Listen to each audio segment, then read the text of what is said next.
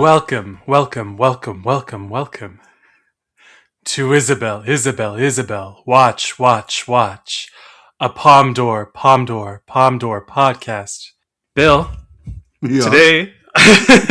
today we're doing the most Isabel watch episode of all. It's the Isabel watch of all time. Isabel watch. Isabel watch.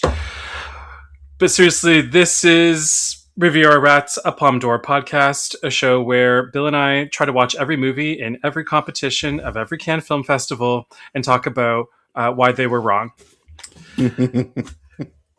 Today, we are talking about the 2001 Cannes Film Festival, the year that the Palme d'Or went to Nanni Moretti for The Sun's Room. But first, Bill, today is Friday the 13th, which means we can clap for cocaine after this. Yep. But it also means we are 2 days away from the Oscars. And we're very excited.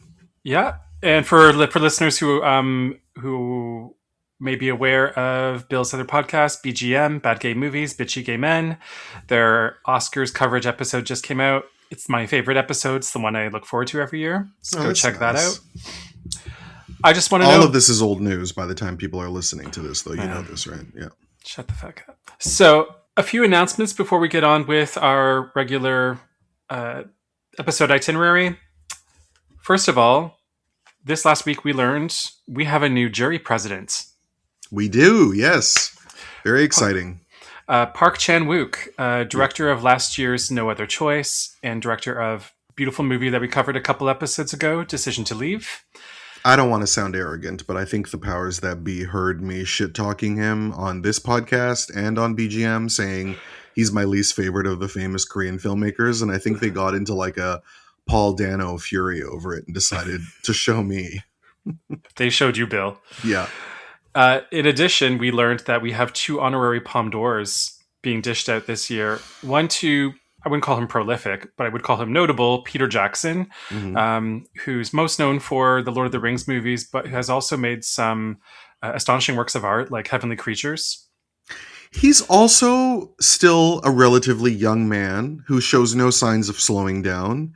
Yeah. And they don't only have to give honorary Palme d'Ors to old people, but like it does feel like it's for people who have proven themselves and then some, and maybe they're not technically done, but they're mostly done. Like Harrison Ford. That's a good point. Like Harrison Ford's not Harrison Ford anymore, even though he's still working. Yeah. So I don't understand why they're giving it to Peter Jackson at this stage of the game. Yeah, I see the point you're making. I mean, a 40-year career is not paltry. No, I'm not, and I don't, give him an award. I'm fine with it. It's just it's their logic that I'm curious about, not their taste.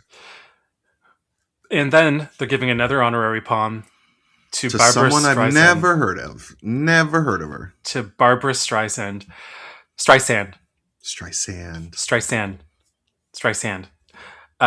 This is really exciting. What do we think she'll do? What do we think she'll eat? How will she dress? Will she wear Donna Karan?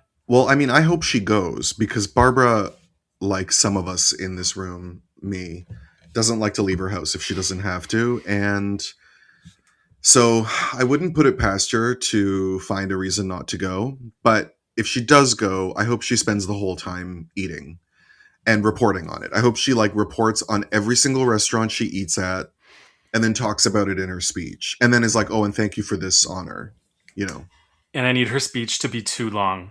She's the one person who's allowed to give a speech as long as Adrian Brody. Well, it's its own ceremony. Why shouldn't it be too long? Of course. I mean, it's not its own ceremony. The honorary palms are given on the opening ceremony, right? So Who's in a rush to go anywhere? The award ceremony at the end of the week takes half an hour tops. So, we don't need her to wrap it up fast. Go through it all. Talk about every time you've come to France. Talk about everything you've ever eaten in France. I don't know if we're ever going to have the chance to talk about Babs ever again on this pod. So for the sake of putting it on record now, what's your favorite Babs movie? Oh, Funny Girl. Yeah? Yeah. I mean, I've seen it 8 zillion times. I think mine is What's Up, Doc. What's Up, Doc is great. I actually want to show that one to my niece. I showed her Funny Girl and she really liked it. I think she really got onto the Streisand train, but I'd like to show her more. Since our last recording, we've lost a few legends. We lost Robert Duvall, star of Tender Mercies, a movie we had talked about minutes before his passing. Yes, we talked literally. I think it was like 2 days after we talked about. Excuse me. I think it was 2 days after we recorded that episode that he died. So he had died by the time the episode came out, and it sounded like we didn't know. Yeah, and there's just a feeling of this year has really felt like a wave of loss, like especially of the new Hollywood generation. Yeah. Him, Redford, Hackman, Diane Keaton. It's been an onslaught. I feel like we're just going to get more and more of that, but that one bummed me out. We also lost a legend of documentary cinema, specifically observational documentary cinema, Frederick Wiseman. Yeah. And I still haven't seen a single one. Well, it's because you need to save a whole weekend just to get through one of them. Yeah. And we lost Tom Noonan, who we will be talking about on today's episode. That's right. Yeah. Everyone's favorite serial killer. Or is he the serial killer? Well, we'll talk about that. Yeah. He got cast as Creeps a lot. Yes, because he looked like Slender Man. He also discovered the internet in the movie Heat, as you will remember. Oh, I forgot about this. Before we get on with the events of the festival, another thanks goes out to Thomas, who helped us find 3 titles for today's discussed competition. Thank you, Thomas. You're an angel. And don't tell us your methods. We're fearful for our lives. Yeah. Bill. It's your birthday. Tell us about the festival.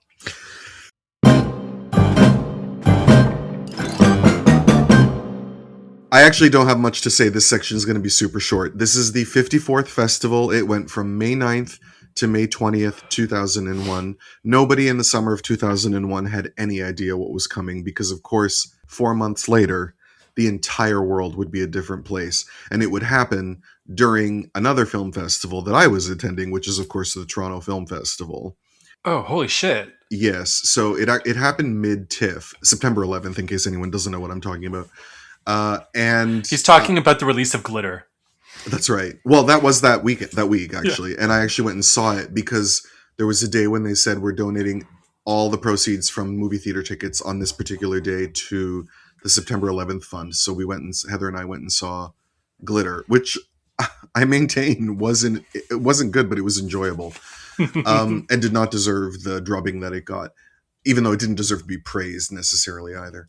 Anyway, and so I remember going to work in the morning. It was my first day at a new temp job. I was temping back then in various offices. Obviously, we were sent home after like an hour because it happened early in the morning. I remember my sister calling me. But I had a ticket for TIFF that night, so I was like, I have to kill time downtown. So I went to see a matinee of The Musketeer by Peter, what's his name? The 2010 guy, Peter Hyams.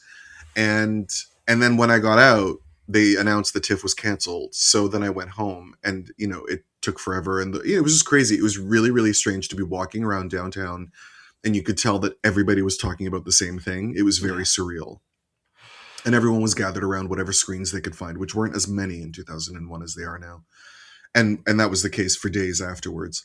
And radio stations were cranked everywhere you went. That's right. Like you'd be in a pizza parlor and radios would be turned all the way up. And my grandmother's friend died around that time, and we were at her funeral 3 days later. And this poor old woman died, and no one was talking about her at her funeral because we were consumed with the world events.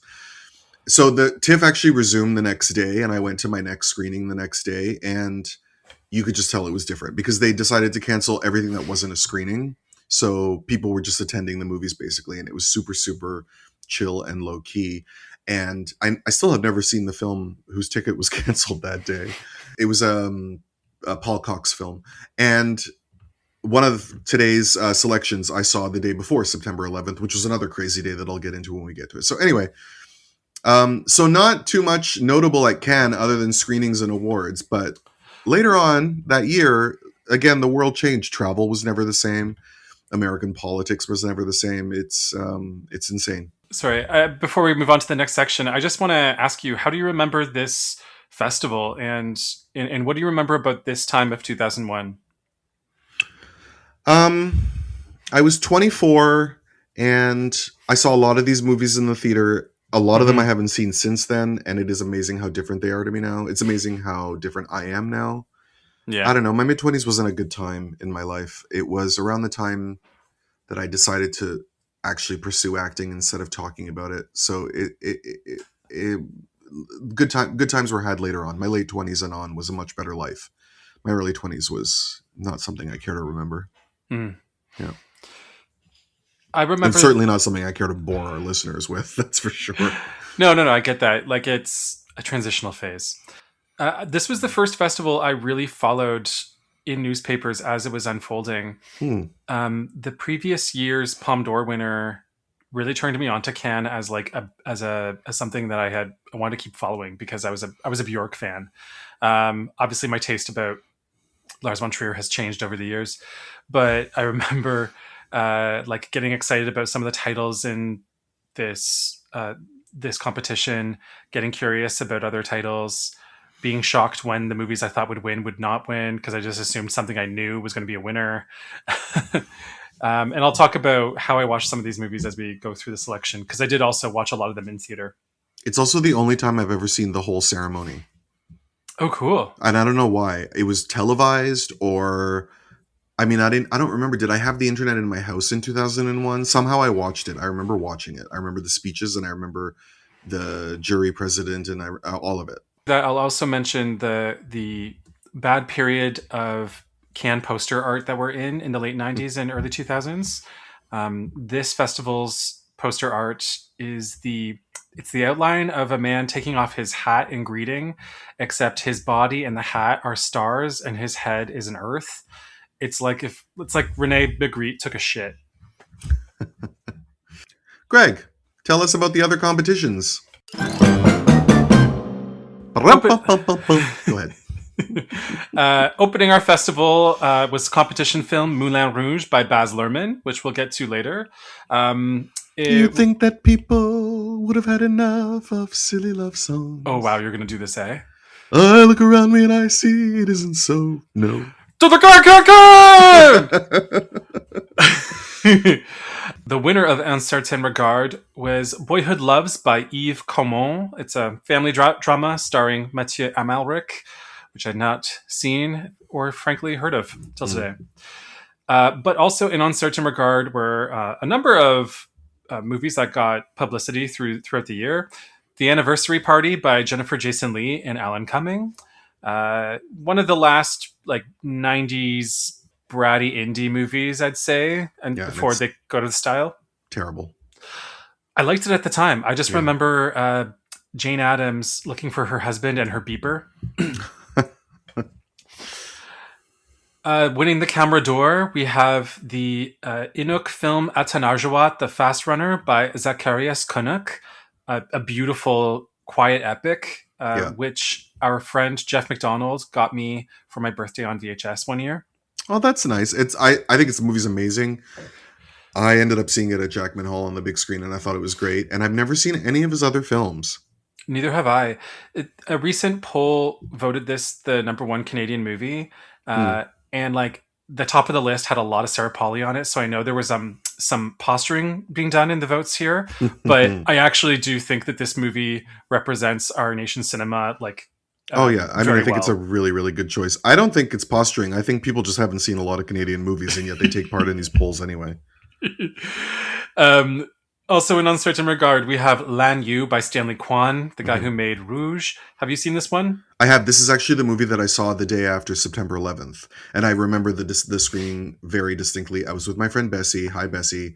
And again, like half-empty theater, very chill vibes. I think it was at the Cumberland.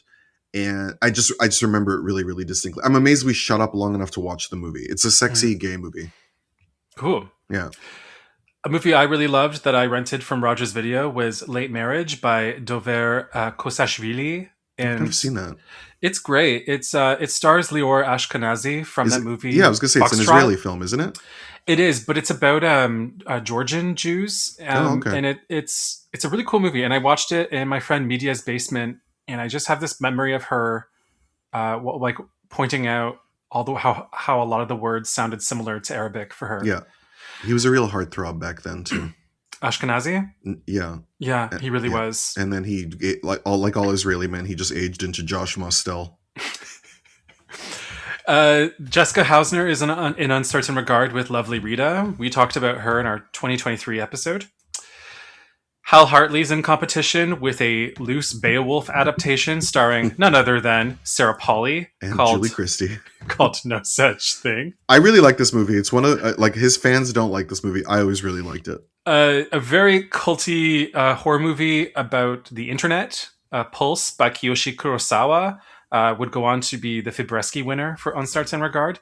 This is a movie I've been telling myself I'll watch every Halloween season and then never get around to it. Abel Ferreira had a movie in competition called Our Xmas. It stars that guy from A Bronx Tale who went to prison for shooting a guy. Is he in prison with Amy Locane, Greg? And Todd Zolans made his first flop, Storytelling, which it's well documented. It was supposed to be a triptych, but there's a third story that was cut out where the late James Van Der Beek was supposed to play a homosexual. Mm-hmm. It has a fun soundtrack by Bell and had Sebastian. Serious issues with the ratings board as well. That's right. It's covered in that cool documentary. Yeah. Yeah. This film has not yet been rated. In International Critics Week, winning the Fibresky Prize, we have The Pornographer by Bertrand Bonello. In Directors Fortnight, we've got a movie called Big Bad Love by Mr. Deborah Winger himself, Arliss Howard. Mm-hmm. We've got a movie from the guy who would go on to make Stranger by the Lake, which is pretty cool. So he's getting his start here. Chelsea Walls by Ethan Hawke. Did you ever see this one? Never. No. A short by Elias Suleiman, whose movies we talk about in this show. This one was called Cyber Palestine. Early movie by Christy Pugh, the guy who had made The Death of Mr. Lazarescu. This one was called Stuff and Dodo. A movie by Daniele Huillier and Jean-Marie Straub, who I've not yet seen any movies by. Have you? Nope. No. Queenie in Love by Amos Kolek, who was in competition the year before with Fast Food, Fast Woman. A adaptation of Reckless Moment by David Siegel and Scott McGehee called The Deep End with Tilda Swinton. Still their only good film. Everything else they've made stinks to high heaven. Oh, God. And then a really fast-paced short by Guy Madden called The Heart of the World, which... I love that. People study it in Film Studies 101 very often. He's hit or miss for me, but I like that one a lot. The Eric Zonka, director of The Dream Life of Angels, was the jury president for Ciné Fondation and short films this year. Out of competition, we've got a documentary about AIDS in Africa by Abbas Kiarostami called ABC Africa. Francis Ford Coppola made big press with a Redux version of Apocalypse Now. Mm-hmm. This was the best reviewed movie by the end of the year. It was. And Shrek was number 2. That's right, yeah. Mamoru Oshii, director of Ghost in the Shell, was back with a movie called Avalon. Wayne Wang of China's Missing fame is here with The Center of the Worlds. Roman Coppola's he's out of competition, screening CQ. I love that movie. Still not seen it. Michel Gondry started his film career with a flop, a movie called Human Nature with Tim Robbins. Mm-hmm. Martin Scorsese made a documentary about him going back to Italy and talking about his home nation through discussion of films about Italy. It's called My Voyage to Italy. Claude Lanzmann made another documentary about the Holocaust, continuing his life project of telling untold truths. This one's about an uprising called Sobibor, October 14, 1943, 4 p.m.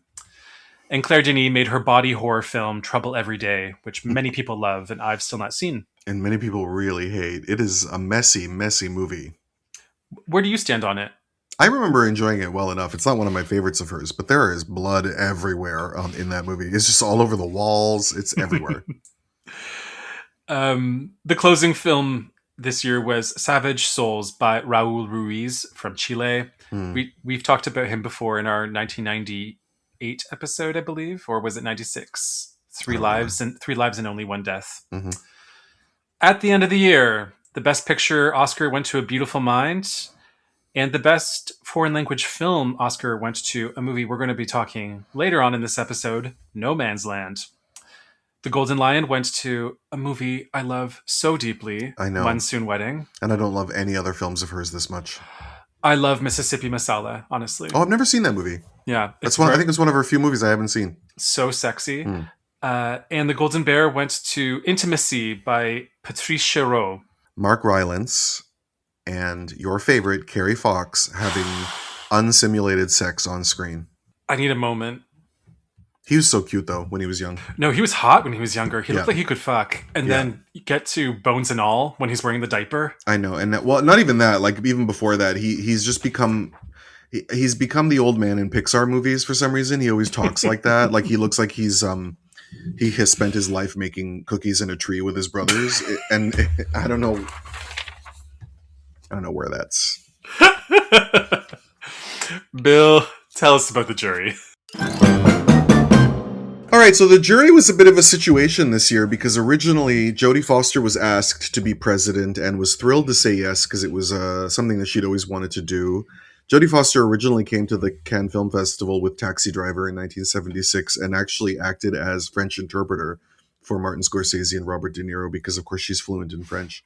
Even at that age? Yeah. Jodie Foster was then offered Panic Room. And the reason why she was offered Panic Room at the last minute is because Nicole Kidman was supposed to be in Panic Room. But Nicole Kidman suffered an injury on Moulin Rouge that knocked her out of appearing in a few other films. Nicole actually became an insurance liability for a long time. She couldn't make movies unless her salaries were held in escrow until she completed them. Oh my God. I think it was her knee or her shoulder she broke a rib. Yeah, it was a rib. And I think she smashed her knee because she's in a wheelchair filming some of those musical scenes in Moulin Rouge as well. Jodie took Panic Room at the last minute. Nicole's actually still in it briefly. You hear her voice on the phone. But that meant that she was going to pull out of doing the president's job at the Cannes Film Festival. I like Panic Room. I don't think it's worth giving up being president of the festival. I'm only going to assume that they offered her so much money that she was not going to turn it down. So she did appear at the ceremony. She came and presented, I believe, Best Director, but she was replaced in the president's job by the lovely, wonderful Luhrmann, who was probably going to get asked the next year anyway. I mean, there's no way that they didn't have her in mind to do this gig. And being a class act, she took it without complaining about, being a second choice. Luhrmann, of course, is the famous Norwegian actress and director who is most famous for her collaborations with Ingmar Bergman, including her own directorial gigs. I mean, he wrote some of the films she directed as well. She stated that the process of choosing the awards involved working with a jury who everyone, she said, would love something and someone else would hate it, or vice versa. And she said there were a lot of heated arguments, but, quote, "We're all still friends because the dreams these films represent all stay with us."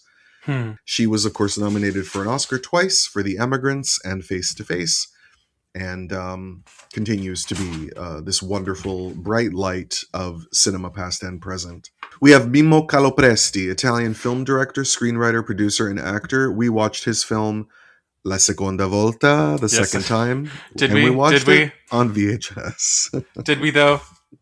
Greg's never been to my house ever again. This was the movie where we swore off ever watching Cannes films together. Yeah. Not in a theater. Yes. It sounds so dramatic.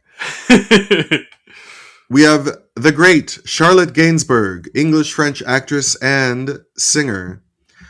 What's the song that I have in my mind? Lemon incest. No, not that one. That's a terrible song. She sings off key in that entire song. And she's like 12. That video is outrageous. I'm thinking of... Na, na, na, na, na, na, na. My Deadly Valentine. That's all. Anyway, Deadly Valentine is so good. Master of the Whisper Sing for sure, but I love her. I love a woman whose hair always looks like she just took off a motorcycle helmet. Always. She is, of course, the daughter of Serge Gainsbourg and Jane Birkin. She won Best Actress at Cannes in 2009, which is much after this. Her latest album was Rest in 2017, but I love ERM 2009. IRM, as is said in English. We have... Exhausting. We have Terry Gilliam, British filmmaker and actor. We just talked about him, of course, as being part of the Monty Python troupe in our last episode. He was born in 1940, started as an animator, His first film as co-director was The Holy Grail. Later, he did Time Bandits, Brazil, Baron Munchausen, The Fisher King, 12 Monkeys. Most recently, The Man Who Killed Don Quixote, which was actually quite a few years ago. He has controversial takes on cancel culture and Me Too. His opinions of trans people align with TERFs, so he's kind of gone to that side of the spectrum. And then he had a lot of women speak out about past situations with him. I can't remember the extent of the seriousness of them, but they were, he was Me Too'd. Be honest, how often do you go back to Brazil to find out if you still hate it? I've gone back twice just to make sure, like 3 times, and I don't hate it. I just don't care about it. Yeah, and it's not the masterpiece people tell me it is, particularly because it's not as subtle as people seem to act like it is. I used to like Baron Munchausen a lot as a kid. I used to watch that movie a lot, but 12 Monkeys is probably the only one I really love. I agree. Yeah. We have Mathieu Kassovitz, French actor and filmmaker. A few years before this, he had won Best Director at Cannes for La Haine. He's probably most famous as the love interest in Amélie. That's right. Nino Cankampois. Yeah, that's right. He's also really cute. So cute. We watched him in A Self-Made Hero. I just watched him in Costa Gavras' Amen. He's in Happy End. He has 3 Oscars. He has 3 Césars. And his last film as a director was Rebellion in 2011, but he continues to act. He also made Gothica. Gothica with Halle Berry. But don't you just want to put him in your pocket? And then don't you just want to fuck that pocket? Yeah, I totally do. He's so cute. All right. We have French actress and singer Sandrine Kiberlin, who's also in A Self-Made Hero. That's right. Very, household name in France. Not super well known outside of it. Mademoiselle Chambon is a movie I've seen her in. She has 2 Césars. She made her directorial debut in 2021 with A Radiant Girl. She was married to Vincent Lindon from 1998 to 2003. All right. She's also in Tip Top with Isabelle. She's an actress I've never fully warmed up to. She's got the face of a woman who watches you as you walk around her store. Well, she also has the silhouette of a possum.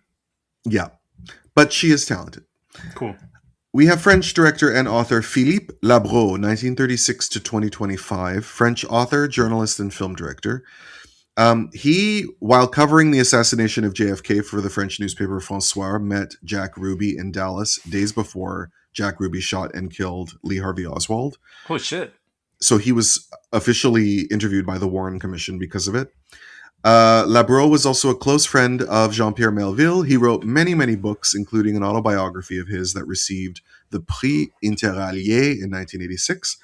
And he directed a film called The Hunter Will Get You with Belmondo in 1976 that I've seen, and I remember really enjoying. We have the lovely Julia Ormond, British actress, at this time most famous for Legends of the Fall and Sabrina, probably now more famous for her TV work. Actress, anti-human trafficking activist, United Nations Goodwill Ambassador. I did not know this until I saw it on her Wikipedia, but she filed a lawsuit against Harvey Weinstein in 2023 for sexual assault and included the Walt Disney Company, Miramax, and Creative Artists Agency in her lawsuit, claiming that they did not protect her from his abuse. Good on her. Yeah, absolutely. I didn't find any more details about it than this. I'm sure everybody settled out of court. More recently, she was in the TV movie remake of Howard's End in the Vanessa Redgrave part. She was on The Walking Dead and Mad Men. She won an Emmy for playing Temple Grandin's mother. She's excellent in that film.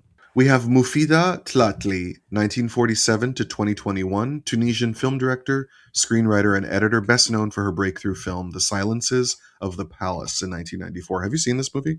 No, I have not. Apparently it's very, very well admired. She was appointed as Minister of Culture by Tunisia's provisional government in 2011, following the Tunisian Revolution and the ousting of President Zine Al Abidine Ben Ali. She, unfortunately, died of COVID. Oh, shit. Yeah. Well, I mean, it's gonna happen. Like, millions of people died. I just okay. I'm glad you're okay with it. No, I just mean in my head, I'm just like, why am I shocked every time I hear someone died of COVID? I'm like it was actually it was a pandemic. It's a poignant reminder. Yeah, totally. That we lost people from in every possible way that you can imagine. And now we're over it. And last but not least, we have someone very dear to Greg's heart for making a film that is one of his favorites and also a big one for me. Edward Yang, 1947 to 2007, Taiwanese and American filmmaker, died in Beverly Hills, rose to prominence as a pioneer in the Taiwanese new wave of the 1980s alongside Hou Hsiao-hsien and Tsai Ming-liang and Ang Lee. Most famous for Yi Yi, for which he won Best Director at Cannes, which came out the same year as Crouching Tiger, Hidden Dragon. Yang started at USC's film school but found it too commercially oriented. He applied to Harvard Architectural but decided not to attend after being accepted, and he worked in microcomputers and defense software in Seattle before he watched Aguirre the Wrath of God by Werner Herzog, and it inspired him to get back into filmmaking. That's cool. He died after a 7-year struggle with colon cancer, which means I believe that Yi is his last film. And it is. I mean, if I made one movie that good, then that would be fine. But it really is a shame that we didn't get more. There's very few titles that sustain quality like Yi Yi does for as long as Yi Yi does. It is like over 3 hours, I think, and like the time goes by like nothing. It is so good. Yeah. I'll save my story about it for when we cover it. Wonderful. Greg, we have a competition to get through. Yes, we do. Tell us about it. The way we're talking about it today is such that the quality is very front-loaded.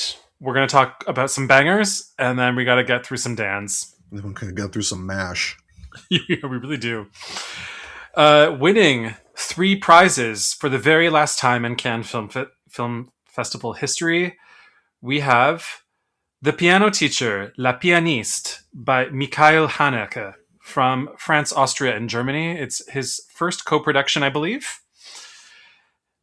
Haneke had been here before in 1997 with Funny Games, then was back in 2000 with Code Unknown. He would win the Best Director prize in 2005 for my favorite of his films, Cachet.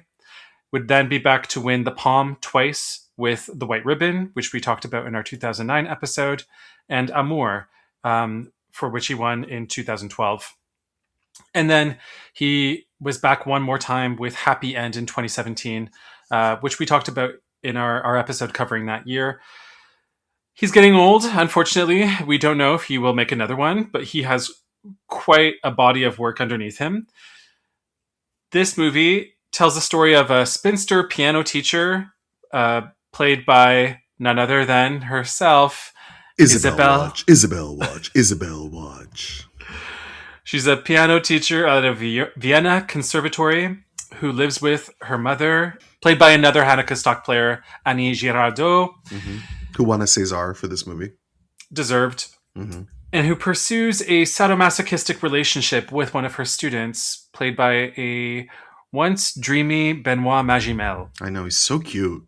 This movie won the Grand Jury Prize. It additionally won Best Actress for Isabelle Huppert, marking... Unanimously. Oh, super cool. Yeah. I support it. I mean, unsurprising, but unanimously. It is worth pointing out. Totally. Yeah. And then Best Actor went to Benoit Magimel. So this was quite a sweep. And this marked the second time that Isabelle would win Best Actress. Mm-hmm. And she's in a very small company of people who've won an acting prize twice at this festival. Yeah. And no one's won 3 times for Best Actress. Yeah. This movie is based on a novel by Nobel Prize-winning author Elfriede Jelinek. And I understand from reading about it and going through the extras on the DVD that it is adapted quite faithfully, even down to the grimace Isabelle makes at the end of the movie when she stabs herself. And she'd already worked with her on that movie Malina, which Jelinek wrote. Jelinek, yeah. That's right. The film features, like I said, a few names from Haneke's stock of actors, not just Huppert and Girardot, but also Suzanne Lothar, who's in Funny Games. And notably, this is one of Haneke's only movies not from an original screenplay. And I think that shows in the movie's narrative richness. It's less scaffolding-like. It's not a setup for like Brechtian interventions, if you follow me. I love this movie, but first, why don't you talk about it, Bill? Tell me what you think of it. Oh gosh, me and this movie, we go way back. So I saw this movie on September 10th, 2001. It was a matinee screening that Heather and I went to. I had rescued a puppy from my cousin's house the day before and was thinking about keeping it. And then the next morning was like, I can't have a dog. I have a screening to get to. This it's a whole story about my cousin and this dog, but that dog needed to be taken out of that home. And I ended up like taking it to a vet clinic that had an adoption program and surrendering it while rushing to get downtown to make it to this movie on time. I did not give up the dog because of a movie screening. But That sounds like a Josh Safdie movie. yeah, it pretty much was. And then during the screening, this was at the Uptown, which no longer exists. It was in the downstairs theater. Heather was totally like eyes glued to the screen. She was so intensely taken by the movie, as was I. But I notice the crowd around me, and like if Heather is taken by a movie, she doesn't. And people were walking out throughout this entire film. Every time things got crazy, people would walk out, and it was one of those old theaters where where the seat swings down. Yes. So when you get up from the seat, it swings back up. So you would just hear that thwump every time people left the theater. You'd hear like the punk, punk, punk, punk. And it sounded like bombs were going off because people were walking out so frequently. And there was a guy behind me who was made so nervous by this film. You know how when you get really, really scared or really maybe embarrassed, you start talking to yourself? Oh. So this guy started reading out the subtitles. That's fascinating. Because the movie made him so uncomfortable and he was nervous. And he, from the last third on, he would just read the subtitle out loud and giggle to himself. Someone got really mad at him when the movie was over. And I'm like, I get it, but I knew why he was doing that. I knew that's why he felt it. And I thought it was kind of funny. Anyway, all this to say, I love this movie. And then many years later, I was watching it on DVD. My mom comes downstairs to do laundry or whatever and decides to sit down and watch it with me. And I said, Mom, don't stay. You're not going to like this movie. It's not your thing. And she goes, no, I want to watch it. So I explained to her what it was about. Like I explained so that she wouldn't just be shocked by it. I wanted her to have context about who this character was and why she was like this. Trying to intellectualize it. My mom's just watching it and she goes, she reminds me of your aunt. Which my Ozen aunt was a piano teacher who did wear those exact skirts and those exact sweaters and always had a napkin tucked under her sleeve, like exact same look. Did she have that Burberry top coat that they wear in the Vienna conservatories? No, but she would have worn something like that. My aunt cool. Just, to my knowledge, did not sneak into porn theater or porn booths and sniff jizz-soaked napkins. If she did, I wouldn't judge her, but as far as I know, that was not her thing. She never peed next to people's cars at drive-ins. And then at the end of the movie, Isabel stabs herself and my mom bursts out laughing and then goes back upstairs. So anyway, I have always loved this movie. I don't love it as much now as I did back then, but I do love this film. It is the film that tells you about what happens when you don't have a safe word. And it's also, it does tap into a feeling for me. I have a very, very, very obsessively overprotective mother. The mother in this movie is not who my mother is in practice at all, but she is who she is. She can be in spirit. Although the fact that they share a bedroom in this movie is the true horror show of what we've got going on. That's the most upsetting scene in the whole movie for me. Well, especially because you find out that she has her own room. So this is a choice she makes every night to sleep in the room with her mother. And also, I love how this movie deals with this very, very airless, repressive culture where, like, it's so important that you achieve perfection. It's so important that you achieve the heights of this fine, fine art, but there's no passion or joy in it at all. When they go to that lovely soiree where they perform piano for everybody, that old man shows the mother all of his antique instruments and she's not looking at, like, she doesn't care. She's too busy fussing over what her daughter is doing or whatever. Like, they're so cultured and yet they have no culture. Do you know what I mean? It doesn't feel, it feels studied. It feels academified. It's veering towards kitsch, how much it stares back at itself. Yeah. Like, do they care about art or do they only care about what it can do for them? And of course, there's always this question of the madness, right? The father died in an insane asylum. Is the mother marked by this madness? Is that why she's so paranoid? And then of course, has it possibly reached Isabel? Has it possibly been passed down? What I love about her character though, is that at the heart of all her madness is someone who is quite tender and quite funny. You know, the young student is attracted to her and she tells him, I want you to do all these terrible things. Not terrible things. I want you to do all these extremely kinky things to me. And the sad thing is, he does them.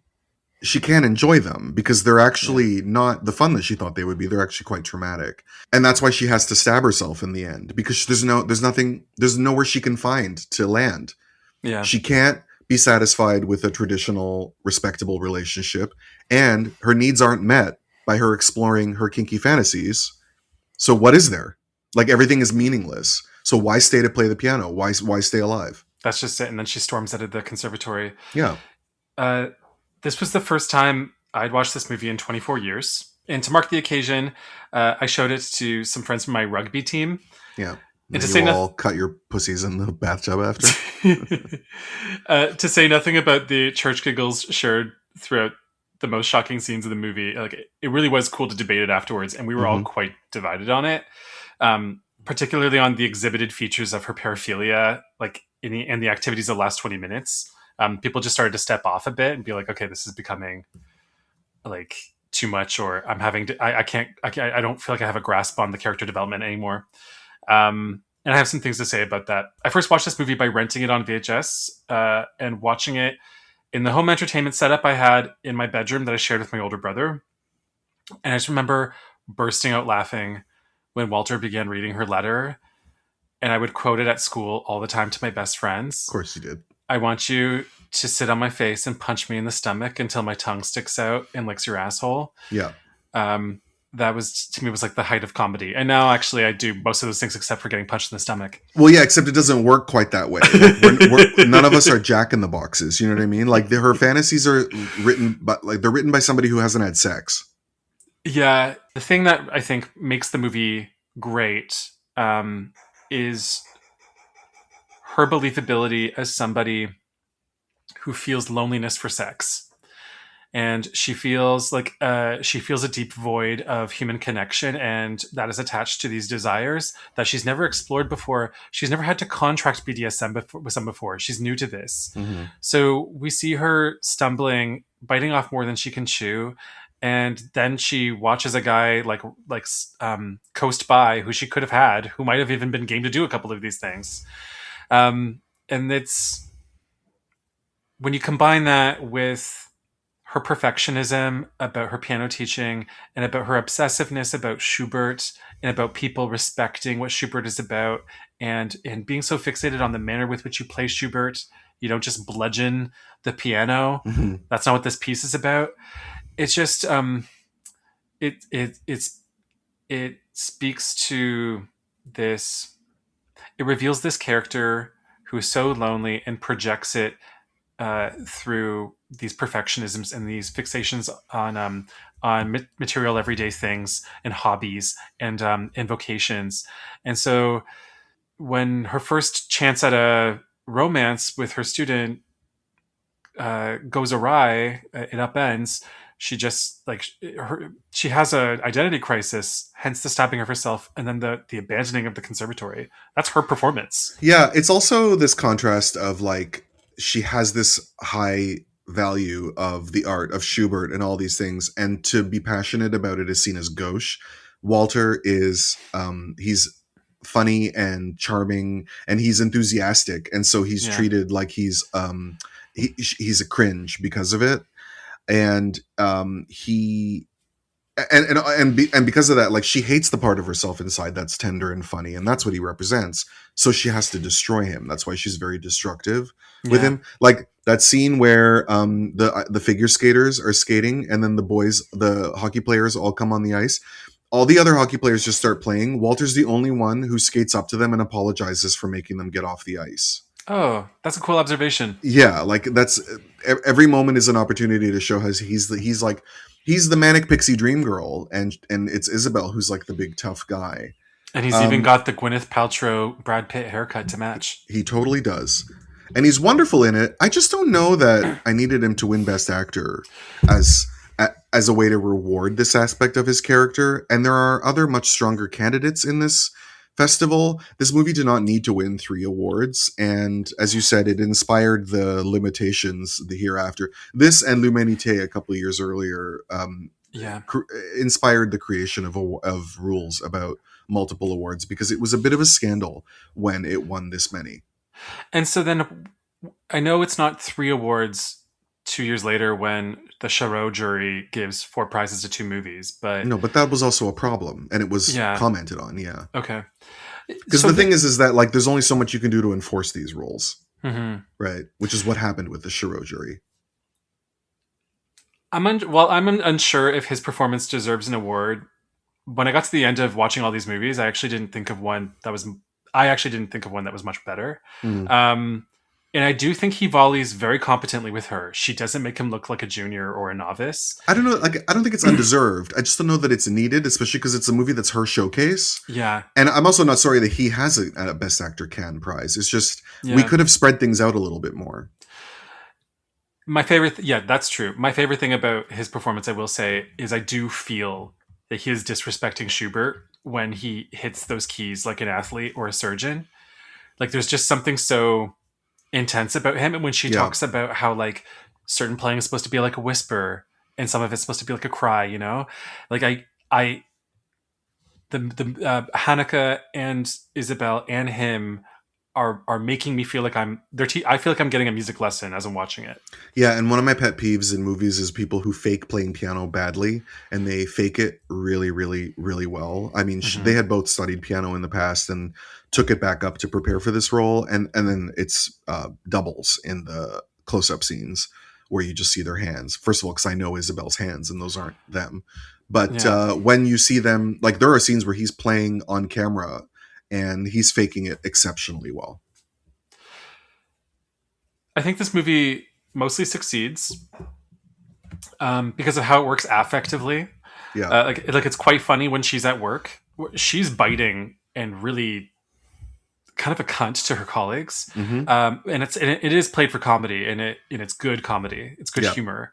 For the week after I watched the movie, I started to feel really sad. Like I there's something deeply relatable, especially for queer people, about like somebody's inability to express their desires and then feeling let down when that doesn't pan out.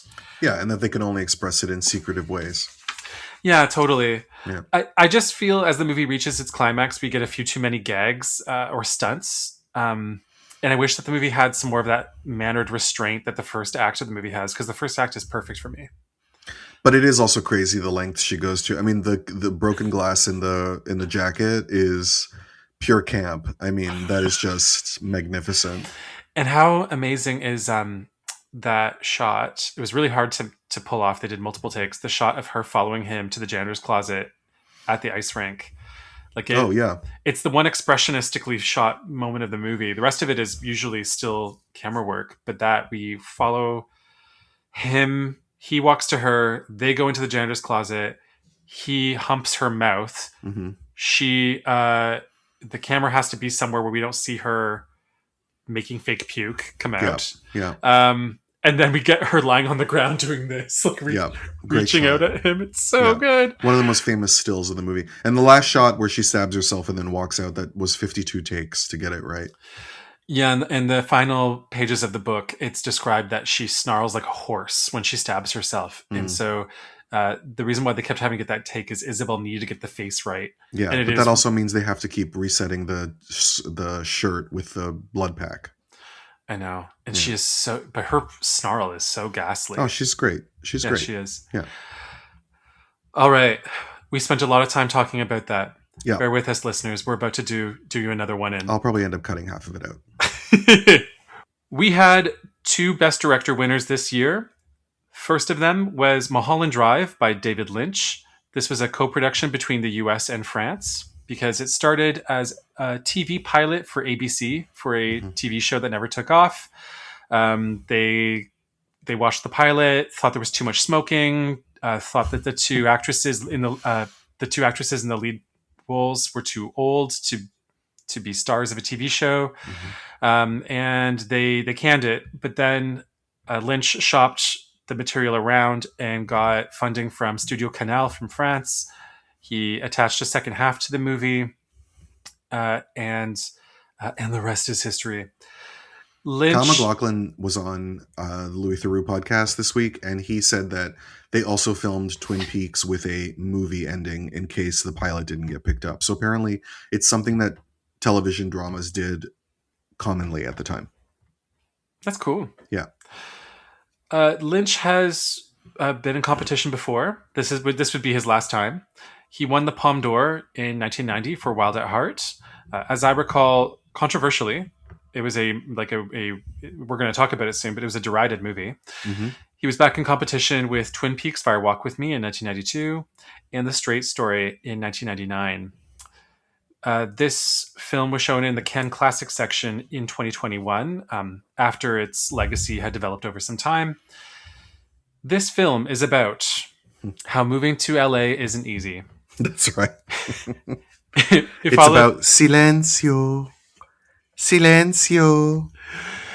It follows an aspiring actress who moves to Los Angeles, where she befriends a woman who's suffering amnesia after a car accident.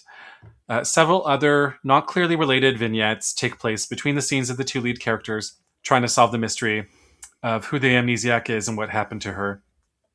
There's a side plot of a filmmaker, played by the delicious Justin Theroux, Yeah. who experiences interference in the production of his latest film from what I assume to be the mob. Yeah.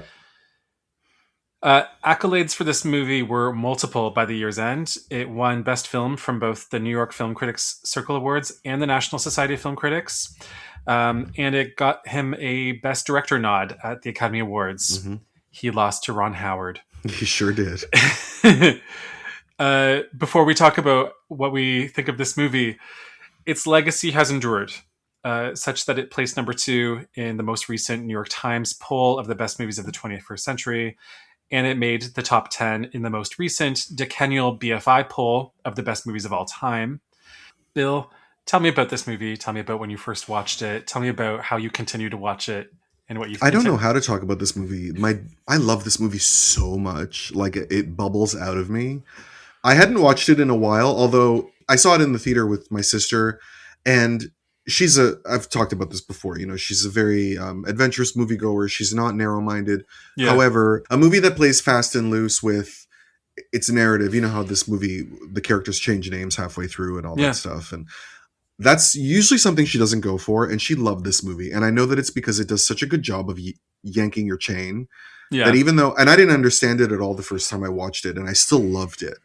And then I watched it a second time, and then the whole thing made perfect sense to me, and it didn't dampen my appreciation of it at all. And then I watched it like 100 times. And then it had been many years. I bought the Criterion Blu-ray. It sat on my shelf for quite a while. I actually ripped open the plastic to watch it for this show. And I love it still so much. It has aged the best of all of the movies in this competition. It has. It hasn't changed. It's still so juicily enjoyable. It still goes by in a flash, even though it's 2.5 hours long. It's so passionate. I love Lynch, but I find some of his movies are very good indulgences in Lynchisms. And this is a movie that has a deep emotional current for me. It does. The story about dreams lost and the story about love lost as well. Because, I mean, I'm sure everyone has their interpretation of the plot, but for me, the whole thing is a dream that she's having after having hired someone to kill her girlfriend. Yeah. And she dreams about the girlfriend that she actually, I think she has this dream after the killing has been accomplished, because the blue key is on her coffee table, mm-hmm. which means the girl is dead. So she has this dream about her, and in her dream, she comes to LA, a bright, hopeful, who is met with a warm welcome from the business, which in reality was not the case for her, which, we realized that she ended up a lowly extra. And also that she meets the love of her life again, except now she's a blank slate, who can love her again. And that you can tell Lynch loves and sympathizes with these women. Yeah. He also loves his actresses. Every gorgeous starlet who ever worked with him speaks about that guy like he's the best friend they ever had. He really generated a wonderful, warm feeling for the work on his sets. And then also, this movie is so goddamn beautiful. It is so beautifully shot. And the Jack Fisk production design. Jack Fisk, who still does not have an Oscar and deserves it this year. Well, he might have one by the time we release this episode, because he's nominated at a show that's on in 2 days. But I don't think he's going to win. No. I don't think so either. But but he deserves it. Yeah, but this movie's gorgeous, and then it does have these weird side plots that probably aren't something that she would dream about, but are the result of the fact that it was originally a TV pilot, because these were probably characters that we were going to follow in some way. I'm always curious about like what's the pilot and what's the added stuff, because like I wonder, did the pilot end the blue box, or did he reshape everything when he decided to make it a feature? I've always been curious to know. Because we know that they reshot everything where Naomi Watts plays Diane after it got picked up by Studio Canal. So it was originally going to be, the first episode was mostly going to be Betty, played by Naomi Watts, helps Rita follow clues to figure out what her real identity is. Mm-hmm. And then I don't know if the vignette with that guy who's in everything in Winkies talking about his nightmare. Right. He's in Mad Men and Ghost World. Yeah. I don't know if that was added in later or if that already existed. Same with the hitman who's bad at his job and keeps killing people. So great. I know. Same with Robert Forster's 60 seconds in the whole movie. Yeah. But the part that is for sure additional is everything where post-dream. Yeah. And Watts said that she loved going back and reshooting it because she found she wasn't quite getting the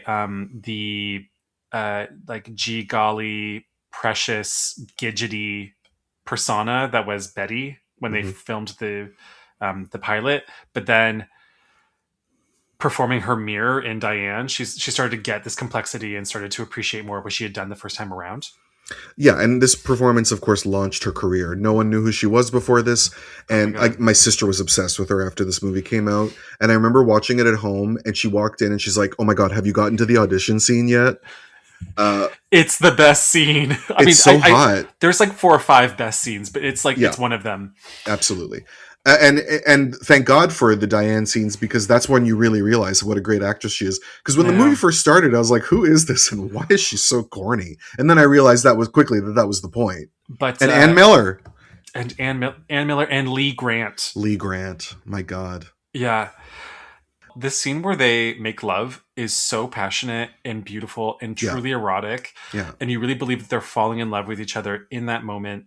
And the Angelo Badalamenti score that so just great. Swells. And he, what a class act David Lynch was, that he blurred out her beaver in the DVD release because he didn't want people spreading screen caps online. Yeah. No, that was really cool. But there is a scene there's a part of it that just makes me get church giggles so badly when she's cupping her tit and then she says, "I'm in love with you." But that's how you dream about sex if you miss somebody. Totally. It's cheesy, yeah. But it's all the funnier because when they're on the set, they were both really uncomfortable that day. Everybody's always uncomfortable. This is like pre-intimacy coordinators. Yeah, so, they're also becoming friends while they're making this shoot. And they're just So anyway, to make it all the funnier, there's a quote. This might not be true because it's on IMDb, but apparently there's a quote that David Lynch says to them. "Now, don't be afraid to touch each other's breasts now." So great. For me, what works about this movie is that every time I watch it, I actually don't feel like I've put it together, but I feel like I have experienced like every emotion like on the human spectrum fully. And I felt every one of those emotions attached to a genre experience. Like I felt very horrified watching a horror film, and I felt very horny and in love watching these two women fall for each other. And I've felt like I've been keeling over at a slapstick W.C. Field scene where this hitman is killing some woman who thinks a bug bit her ass. Yeah. The scene where with the entity behind Winkies is one of the scariest things in cinema. It freaked me out when I first saw it. I love that the internet describes that entity as either a ghoulish being or a homeless person. Like it's just going to be one or the other. One of the things that helps you put it together is that almost everyone in the dream is in the scenes after, particularly at that dinner she goes to at the director's house. Like the mobster is just sitting at another table staring at her, and he makes an impression.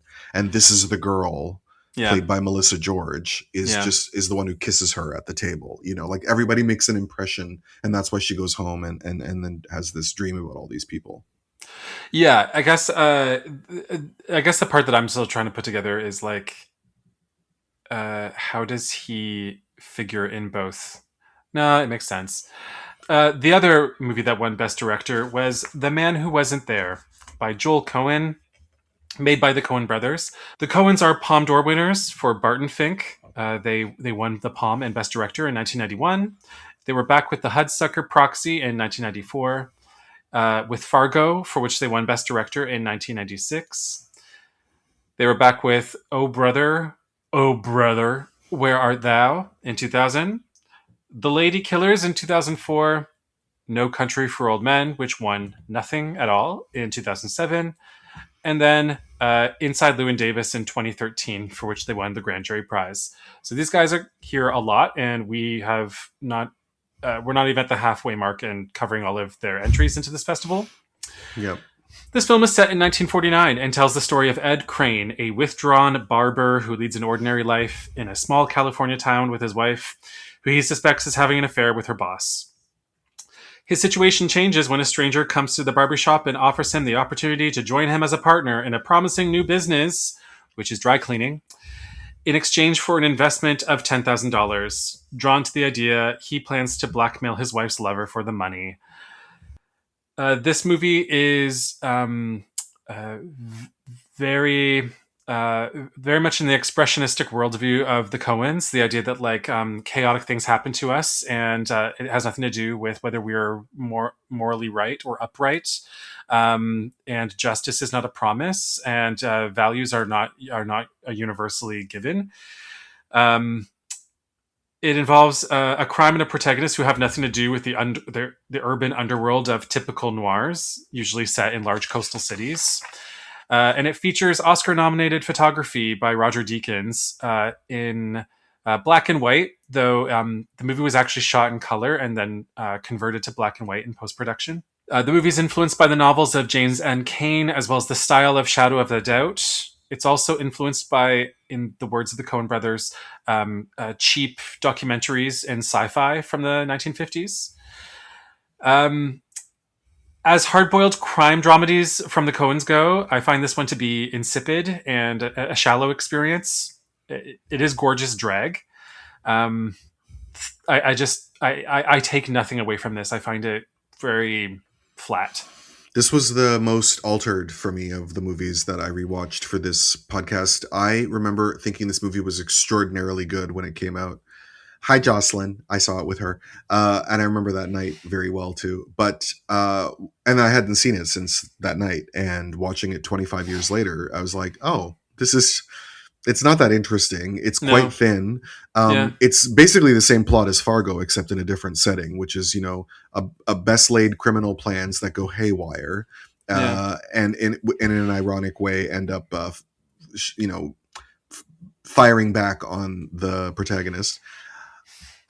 Giving it Best Director is stupid, and sharing it with Mulholland Drive is also just a really strangely bad choice, particularly considering that the Coens are not underappreciated at Cannes. They first of all, he had already won Best Director, so why did he need to win it again? Yes. And why would you water down the power of giving Lynch the prize for that great movie by sharing it with this film? You could have given it a technical grand prize. You could have given him Best Actor, and I wouldn't have complained. But it is Roger Deakins' movie in retrospect, and I also don't understand, how do you get convicted of murder if they can't place you at the scene? All of that is that's just movie logic. The one thing that stood out for me watching this again, there's a scene where he confesses to Tony Shalhoub, and Frances McDormand reacts to it, and it's one of the rare times, especially since then, that we see her being vulnerable. Because she's always playing tough, howling women now, and she's great at it. But it was rare to see her in this sort of beta woman role. Oh, I didn't pick up that nuance. I just remember thinking whenever she's around Gandolfini, there's something put on about it, and she gets like this in Coen Brother movies a lot. I don't like her in Burn After Reading either, even though I like that movie. I think she's overcooked. Yeah. The standouts for me are Gandolfini and Thornton. Gandolfini especially. He's playing really And the pansy. Don't forget about the pansy. I love the pansy. Yeah, that guy's great. When he hits on him. And I totally forgot that Michael Badalucco existed. That guy was famous for being on The Practice at the time. Joe Polito's good in it. I really do not like Catherine Borowitz, as you know. That scene is funny, though. Yeah. And a very young ScarJo. Yeah, very young ScarJo. One thing I'll say against the photography, like, it's good, but I'm bummed for them that they couldn't afford black and white film stock, which is, so the real reason they're doing it is actually budgetary. Like, they're working with a $20 million budget. But then what you do is they talk so much about how they want to create the shadow work of the 1950s films. But then give me, like, if you had good black and white film stock, you could make The Act of Violence, which is a great suburban noir. Yeah. And there's something about this movie. It looks like the drawings in Chris Van Allsburg books. Like, there's something really plasticine looking about it. I wish there was more chiaroscuro. Yeah, it looks like it's been CGI'd to be black and white, even though that's not the case. Exactly. Best screenplay went to the film we talked about earlier, the best foreign language film winner at the Oscars at the end of the year, No Man's Land by Danis Tanović from Bosnia and Herzegovina, in co-production with France, Slovenia, United Kingdom, and Belgium. Quick aside, I don't like when movies are described as parables or allegories. Even if they are parables or allegories. Yeah. It's how they sell foreign films to people that don't have movie stars in them. You'll love it. It's a parable. Right. This film is set during the Bosnian War and follows two wounded soldiers, a Bosniak and a Bosnian Serb, who are caught between their lines in a no man's land in a trench.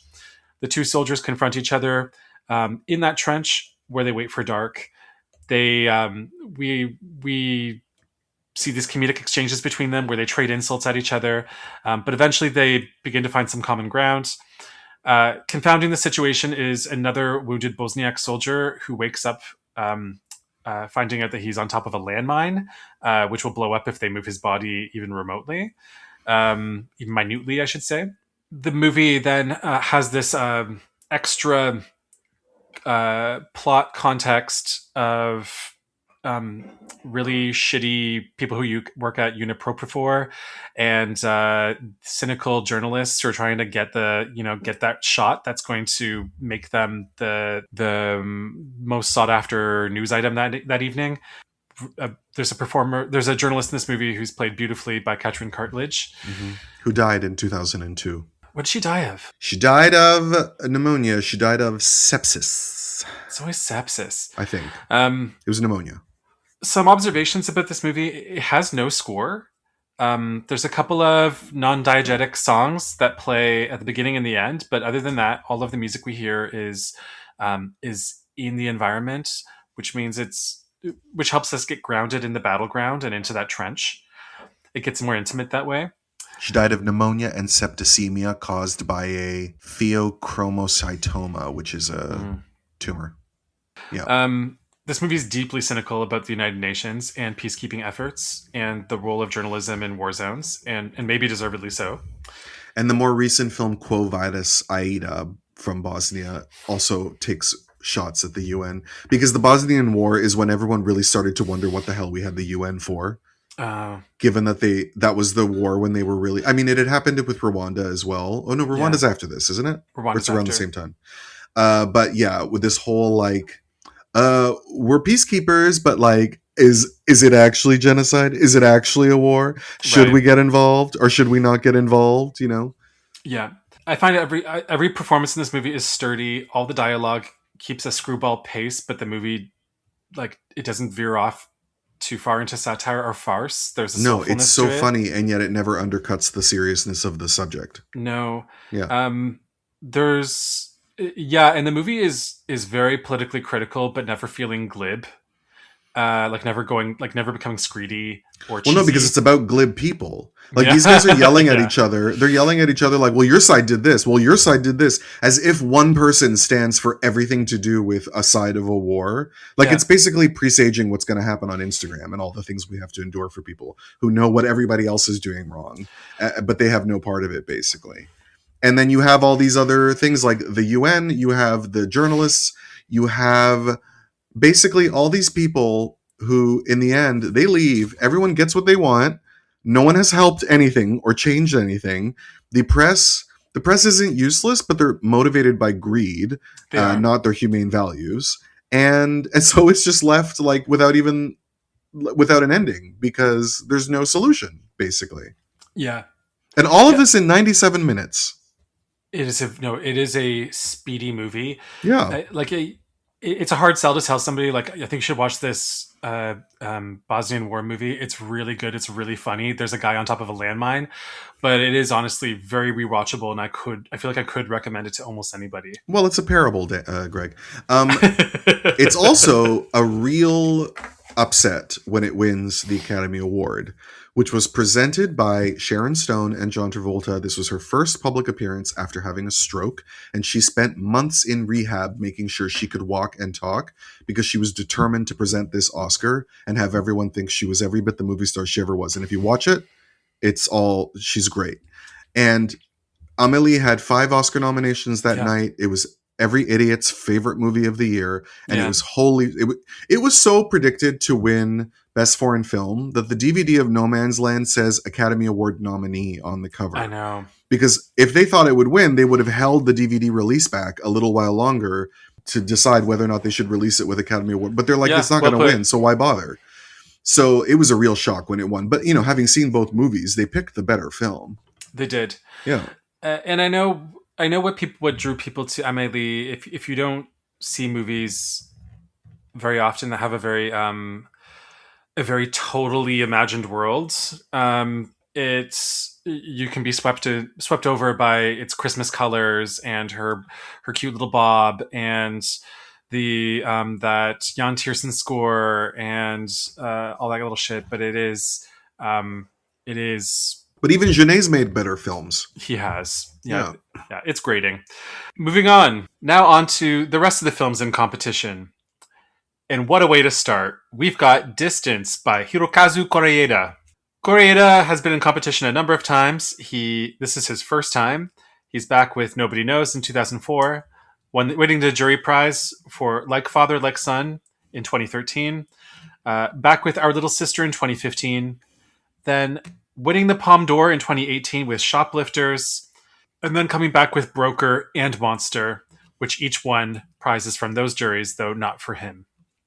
On the 3rd anniversary of a cult's failed chemical attack on Tokyo and their subsequent mass suicide, family members of those affected gather at the cult's former base on the shores of a lake to observe the anniversary of their loved ones' deaths. And honestly, if you blink, you can miss that whole premise. Yeah. Why is this movie so fucking boring despite that description? Because in practice, it's just people standing in fields. And improvising.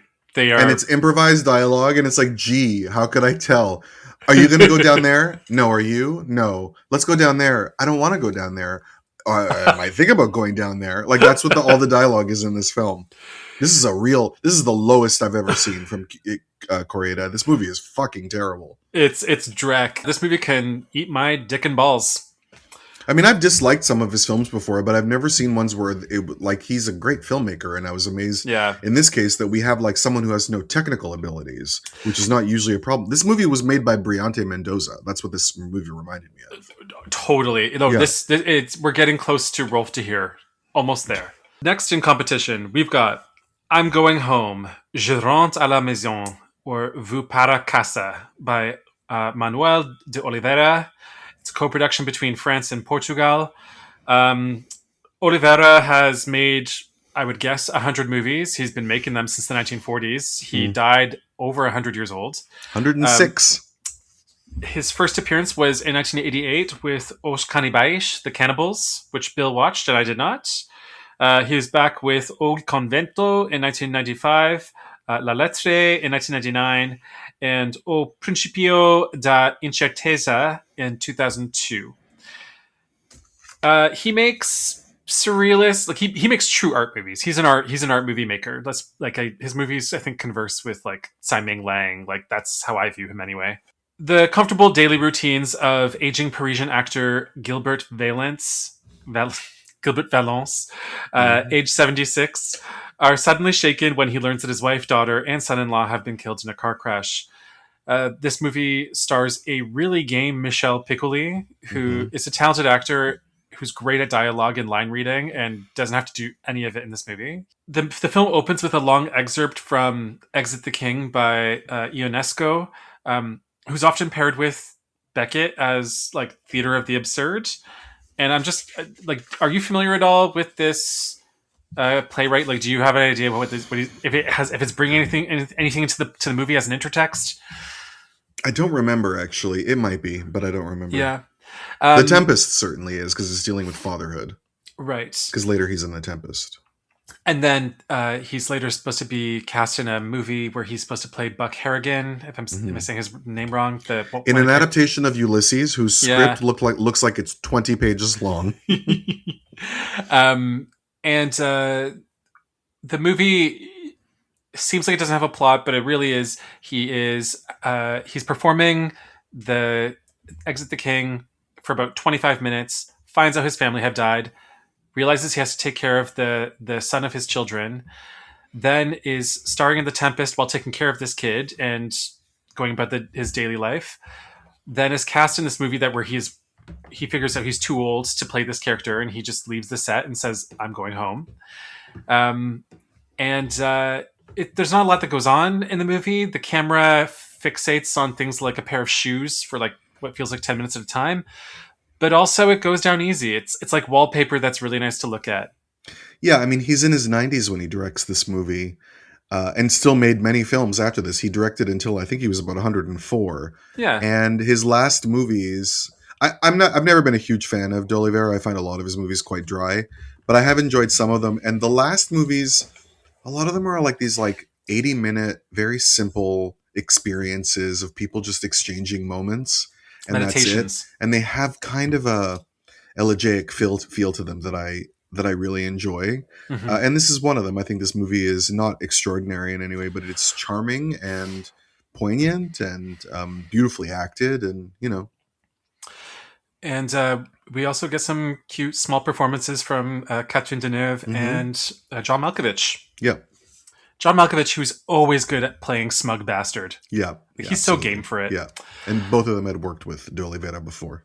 In competition, we have In Praise of Love, Éloge de l'amour by Jean-Luc Godard from France and Switzerland. Godard has been in competition a lot. Every Man for Himself in 1980, Passion in 1982, Detective in 1985, Aria in 1987, Nouvelle Vague in 1990. We'll talk about that next episode. Goodbye to Language winning the jury prize in 2014. You can go listen to that episode to find out what we thought of that. And a special palm for The Image Book in 2018, a movie that Bill and I both fell asleep through in theater. And I didn't even remember seeing it with you. He says that about every time we go to the movies. The plot, if we can pretend there is one. An author works on a project on the subject of love, and in the process, crosses paths with a former love in his life. This movie has two parts. One where he's trying to make a movie that's a project about love, and then the going back in time when we're now in color, high saturated color, when it's him meeting this woman who was the love of his life. Isn't it also a movie about World War II? It's because all of his movies go on tangents. It's a potpourri of shit Godard thinks is interesting until he no longer thinks it's interesting. Sure, but I just mean the movie that the director's making within the film. Isn't it also a World War II movie? Because he keeps talking about how Schindler's List is a sellout. Which Roger Ebert had a really hilarious comeback to that. Like, it's really interesting. You're critical about how Steven Spielberg didn't do enough. No, about how Steven Spielberg didn't do enough for the widow of Oscar Schindler, while you exploit this with a movie representing it for your gain and have done nothing for the widow of Oscar Schindler. Yeah, but this is also Godard's thing, right? Which is that he always talks about how everybody's a sellout and he's the only pure artist, basically to cover up for the fact that he always feels he's very insecure about not being more popular. This is the Yeah. guy who told Francois Truffaut, Day for Night is a piece of shit. You should be ashamed of yourself for having sold out to make something so commercial, but you can make it up to the world by giving me money for my next film. Like, that's how he framed it to him. So it's no surprise that his movies are insufferable, but also to his fans. I mean, God bless my very dear friend who loves him much more than I do, who talks to me about how he's an essayist and how much he loves this movie in particular. And I just have no patience for it. And if you want to tell me that it's good because of how it's constructed and what it's about intellectually, then fine. I sat through it twice, and please don't ever make me sit through it again. This is one of the movies that I hilariously remember my sister turning to me at the end, tapping me on the shoulder and saying, "I will not be seeing any more Godard films with you." The movie ends with an adage from the main character. When you think of something, to quelque chose, you're always thinking of something else. If you see a landscape that is new to you, for example, you're comparing it to a landscape you already knew. Conversely, when I watch this movie, I think about better movies I'd recently watched and movies I wish to watch when this one is over. I barely stayed awake the second time I watched it. Moving on. Kandahar by Mohsen Makhmalbaf from Iran. By this time, I was doing some research. By this time, Iran had presented in competition very few times. We tend to think that Iranian cinema is so present at Cannes Film Festival because it often wins awards, but there's actually only like 20 movies, and they're all by Makhmalbaf and Panahi and Kiarostami and his daughter. Makhmalbaf's daughter, and now Saeed Rustai. This movie won the prize of the ecumenical jury. I should mention that Makhmalbaf had been here before with Tales of Kish in 1999. The movie was filmed mostly in the Iranian desert because, shocking, you can't make a movie that's critical of the Taliban in Afghanistan in 2000. Secretly, this movie was also filmed in desert Afghanistan without the Taliban's permission. And one of its supporting actors is Hassan Tanteh, aka David Belfield, who, at the time that the movie came out, was under indictment in the US for the murder of an Iranian diplomat in 1980. And Makhmalbaf came out on record saying, like, this guy is basically, he's a victim of his own ideology that he was subject to in the milieu in which he was radicalized, and he deserves respect. All right. The film recounts the attempts of a character named Nafas, who now lives in Canada, to return to Afghanistan after receiving a letter from her sister, who was left behind when the family escaped from the country years earlier after the rise of the Taliban. Nafas makes this desperate mission in an effort to rescue her sister, who has written that because of the living conditions for women now under this regime, she plans to commit suicide on the last solar eclipse of the millennium. This movie got a lot of press after 9/11. It was timely to talk about a movie like this and for people to go see it, because until the two towers got bombed, most of the Western world didn't ever have to think about Afghanistan, and now they suddenly had an interest in it, at least anthropologically. I knew about it because a good friend of mine from my church went there as a physiotherapist. It used to be a place where hippies would go. It was like a bohemian getaway. It's deeply sad how much that region of the world has been destroyed. This movie is subtle, at times elegant, but not overly aestheticized. And it's politically engaged, but never becomes a World Vision advertisement. Mm-hmm. And that's not easy to pull off. It's very tasteful. And direct. Yeah. And short. Like, it's succinct. It's really good. I thought it was really good. This movie made me realize how much life has changed, because I remember renting it on DVD at Blockbuster, and it blew me away back then. And watching it again, I still think it's very, very good. I think I've learned a lot more about that part of the world and seen a lot more movies like it since, so it doesn't have the same fresh out of the box quality it had for me back then, but I still think it's really good. The first one you cut your teeth on always has a lasting impression. Mm-hmm. Also in competition, a movie that's kind of been reevaluated in recent years. People seem to like it. Millennium Mambo by Hou Hsiao-hsien from Taiwan. Ho is a very elusive, sometimes opaque director, and this movie is no different from his other works. The Puppet Master was his first movie in competition in 1993, where it won the jury prize. It's part of a trilogy with City of Sadness, which is considered his greatest work. Good Men, Good Women was entered into competition in 1995. We're going to have to hit up Thomas to find Goodbye South Goodbye, which was his entry in the 1996 competition, and the only film that year we could not source. Flowers of Shanghai, 1998, my favorites of his works. We covered that year. You can go back and listen to it. 3 times in 2005. And then his presumably last movie, I don't know if he's retired yet, but The Assassin won the jury prize in 2015. And it won Best Director. I wrote that wrong in the notes. And it received universal acclaim. Like it's probably considered his best movie after City of Sadness. Yeah. And much like this film is one where we know what it's about, but the movie takes place in the moments between the plot points. Yeah. He's interested in like the valleys more than the peaks. The liminal spaces. For when I have to write a piece about it in a museum catalog. Hou Hsiao-hsien researches his projects quite meticulously. He needs to really get embedded in a social sphere that he's writing about and he's going to be making a movie about. For better and for worse. For Millennium Mambo, which is largely set in the hypercharged world of the Taipei club scene, he threw himself into youth culture, hung out at local discos, smoked a lot of cigarettes, I'm guessing, and he even tried ecstasy. Mambo means conversations with gods and Kikango.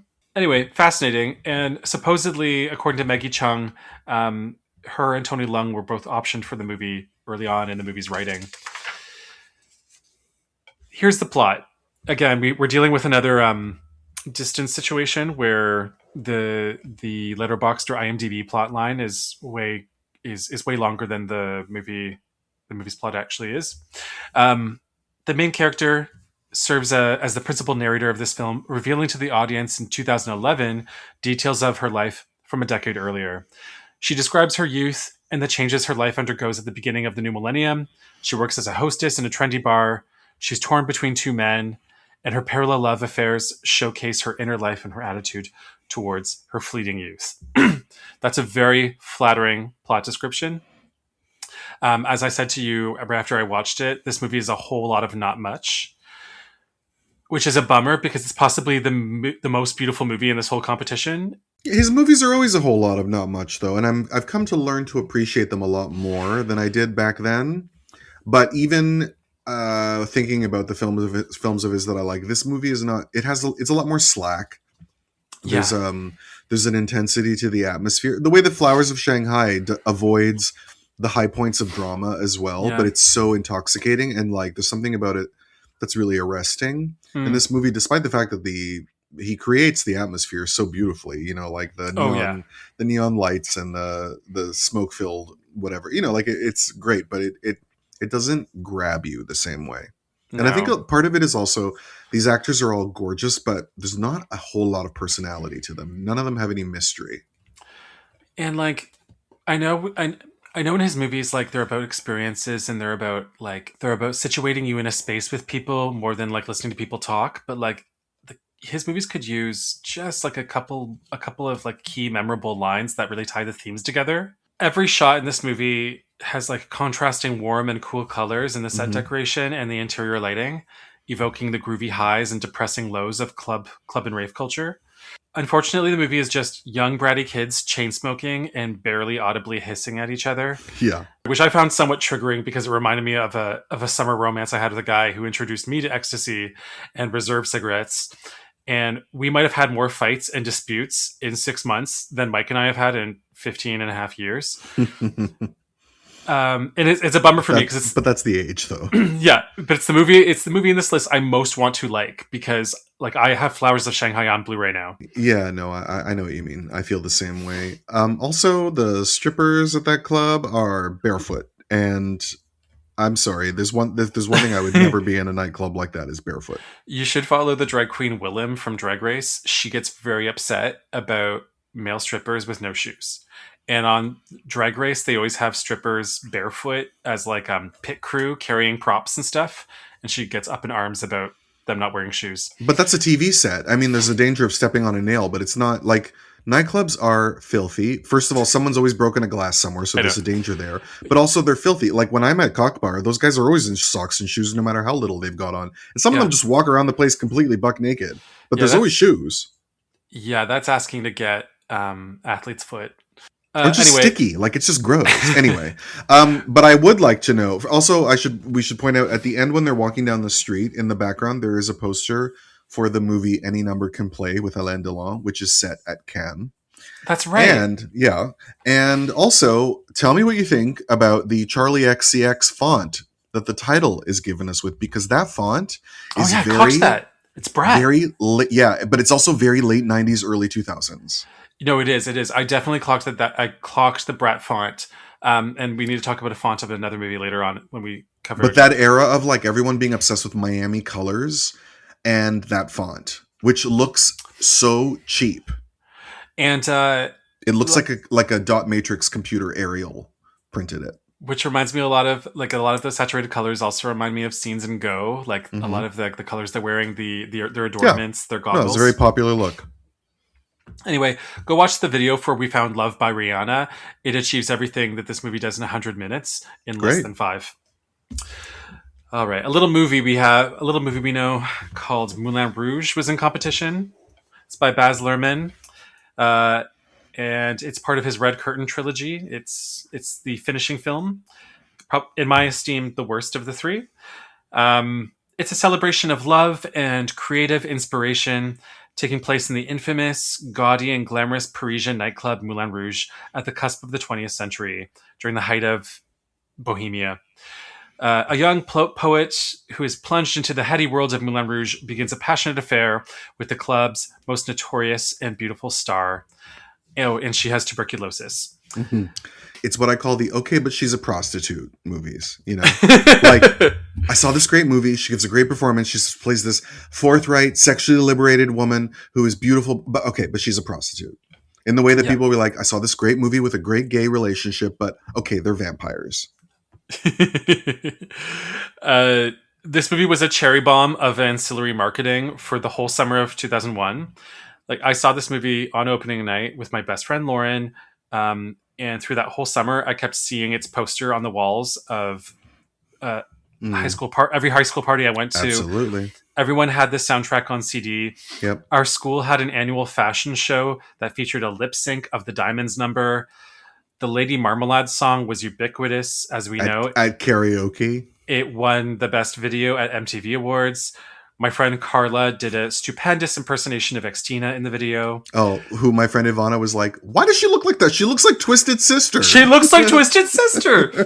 This was also the first glimpse of slutty Xtina. It's like the leather chaps aren't out yet, but the makeup is already that draggy.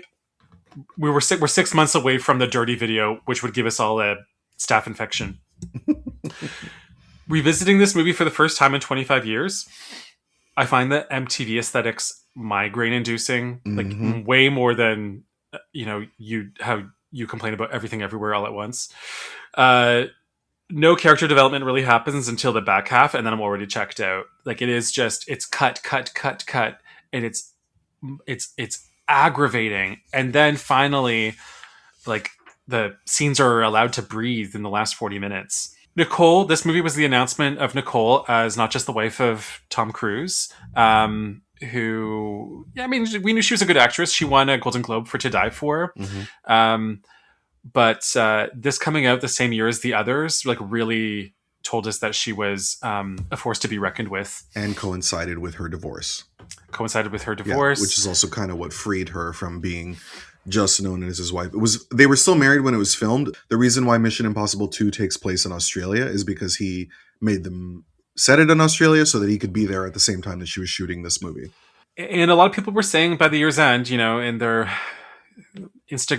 by today we would call it like Instagrammy way, like, she came out the victor, she had 2 amazing summer blockbusters, and what's he doing right now? Vanilla Sky would be a hit. And he's dating Penelope Cruz. Like, I don't think He's he's so singing. talented as an actor and so special as a person. And I had a subscription to Entertainment Weekly at this time, and Nicole was the entertainer of the year. I remember it so well. Brought her to the Oscars for the first time. It did. She was at this point in the year the favorite for Best Actress because In the Bedroom had not yet come out, and neither had Monsters Ball. And a lot of people say what was working against her was that she was nominated for the wrong movie. She's better in the others. Yeah. She's giving it 100, but I feel so sorry for her because she's forced to do theatrics that are so beneath her. I know, but she's having such a good time and she has such a good sense of humor about it. That scene where they have to hide Ewan in her bedroom from the patron who wants to get with her. She does that little windmill with her arms. Oh my God. For some reason was her Oscar clip. It's like Bugs Bunny and Roadrunner. It's so embarrassing. I know, but Nicole's always had a streak of goofiness to her, and so you've said this before. Nothing can tarnish her in any way. She's been in movies, good, bad, ridiculous, and dreary, and like nothing can sink her ever. How do you rate this wig? It's a pretty good one. I never think about it when I'm watching this movie, and it's clearly a wig. So it was broken ribs and torn knee cartilage that she suffered on this film. The broken ribs were from the dress. Yeah, that's right. Corset. The corset. I also had not seen this movie in a very long time, probably about 25 years, because I remember seeing it in the theater with whoever I saw it with, and we all loved it. And then I got the DVD, and it gave me a migraine, and my mom started screaming, "Turn it off." Because I thought she would like it. And she was like, "This movie is driving me crazy. Turn it off." And I'm like, "I agree." And then I never went back to it. And watching it 25 years later, it's pretty basic. The thing I'll say about it, it's impressive. This movie is actually a very low budget movie that's made to look like a very expensive one. The whole thing is shot more or less on one set, and half of it takes place in her bedroom. And it dazzles you by having everything look like a cheap Vegas suite and the great costumes. I don't care about Baz Luhrmann. I find most of his movies to be enjoyably dumb. And the anachronisms of the soundtrack haven't aged that well. They were a lot more exciting back then. The only thing I'll say about this movie is that it brought musicals back to the movies in a way that Evita hadn't done, even though Evita got the ball rolling, but it wasn't nearly as big a hit. Mm-hmm. But it also is the reason why we have all these pastiche musicals of people singing, old songs in a new way or whatever. But I don't know. This movie doesn't bug me that much, but I don't give a shit about it either. The most grating thing about it is the beard dye on Ewan McGregor. Yeah, he actually looks terrible in this movie, and I never noticed it until watching it now. It's pretty disgusting. Yeah. Yeah. It's a big no for me. It's and like to the point where I'm willing to admit that like some of it is me. Like I have to admit that Baz Luhrmann is not a flavor. It's not just that this is bad, but also I think it's bad. Yeah. Next up, we have The Officer's Ward, La Chambre des Officiers, by François Duperron from France. What a sweet-natured, sincere, morally upright movie in all the right senses of that description. And anyone who's been listening to the show long enough knows that that's a backhanded compliment and you're setting us up for the fall. No, seriously, this movie it's about a French lieutenant who's mutilated in the early days of World War I. He's forced to spend the entire wartime at a hospital in Paris where he undergoes surgical reconstructions and then bonds with other similarly affected and disfigured soldiers. This movie... And a lovely, lovely nurse who I had no idea the whole time was Sabine Azema. Who I should know from... She's in Wild Grass. She's the lady with the frizzy red hair. Like Bill. Alain René's partner. I've ejected that movie from my memory. I know, but she's in all of Alain René's movies. Like, she's very well known. That's true. We'll be covering more Alain René movies on this show. This movie shouldn't work for me because the whole thing looks like Heritage Minutes. All these World War II movies that are always shot with this golden hue as if it's Twilight 24 hours a day. Or the artwork Piss Christ. Yeah. And I think it's to emphasize, we're going back to a time lit by gas lamps, but like totally. I find a lot of films really overdo it. A Very Long Engagement looks like this too. Yeah, and so does Oh Brother, Where Art Thou? I should point out that I heard that joke first said about the movie Querelle when I went to see it at the review. That's not my joke. Mike will point that out to me when he hears this. Hi, Mike. This whole movie is in close-ups, and the characters are portrayed as like human beings and subjects. There's at times portrayed as like beautiful and feeling people with broken hearts and insatiable desires. They are understood as very horny. I really feel the loneliness of their pent up sexuality. This movie really works for me.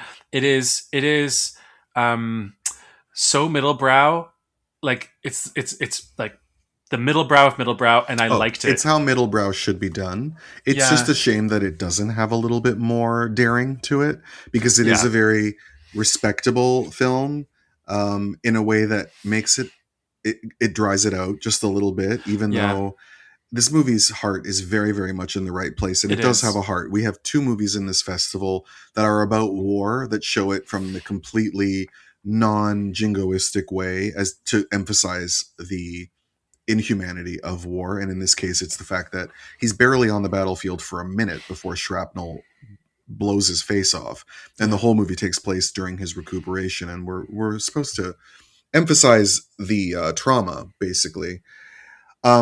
I love how the men react to the female patient that they meet, and how they're just so excited to be around a lady, and it's so boyish and sweet. And I like the lead performance. Everything about it, it's exactly right. It's just not exciting in any way. It's not a movie that really like or inventive. Right. But as you say, it's what middlebrow movies should be.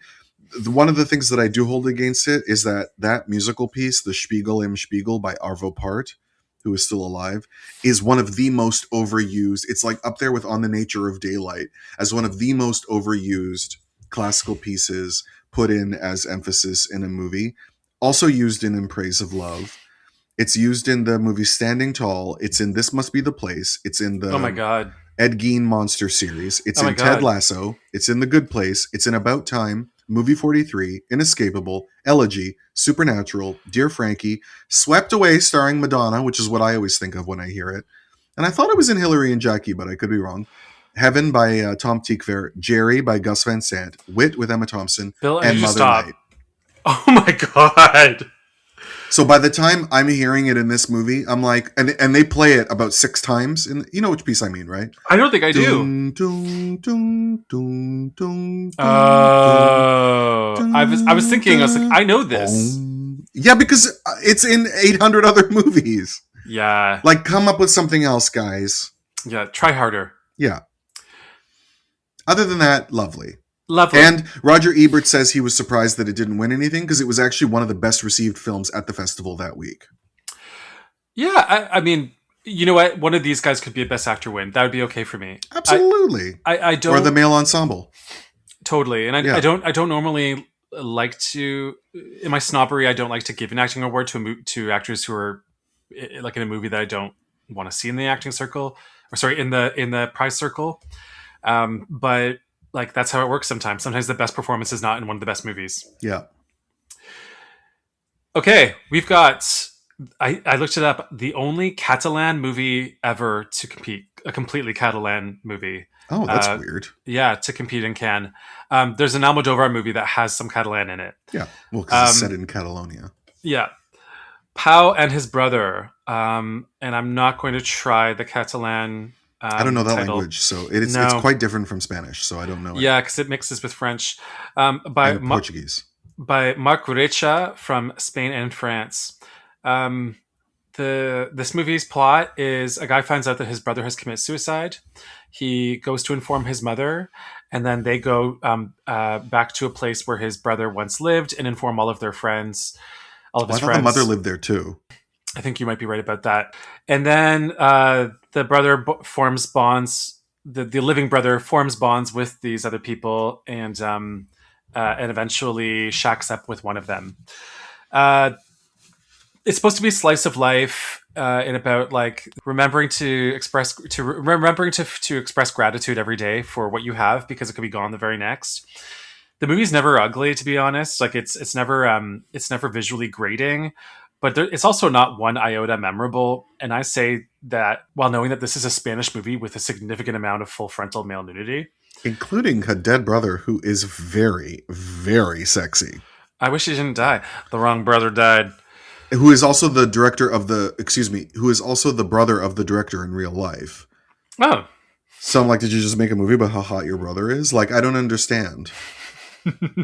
Because for all that, it's the Rockland brothers. it's a movie without any emotion. Don't think I haven't watched them fucking Derek Cameron all together more than once.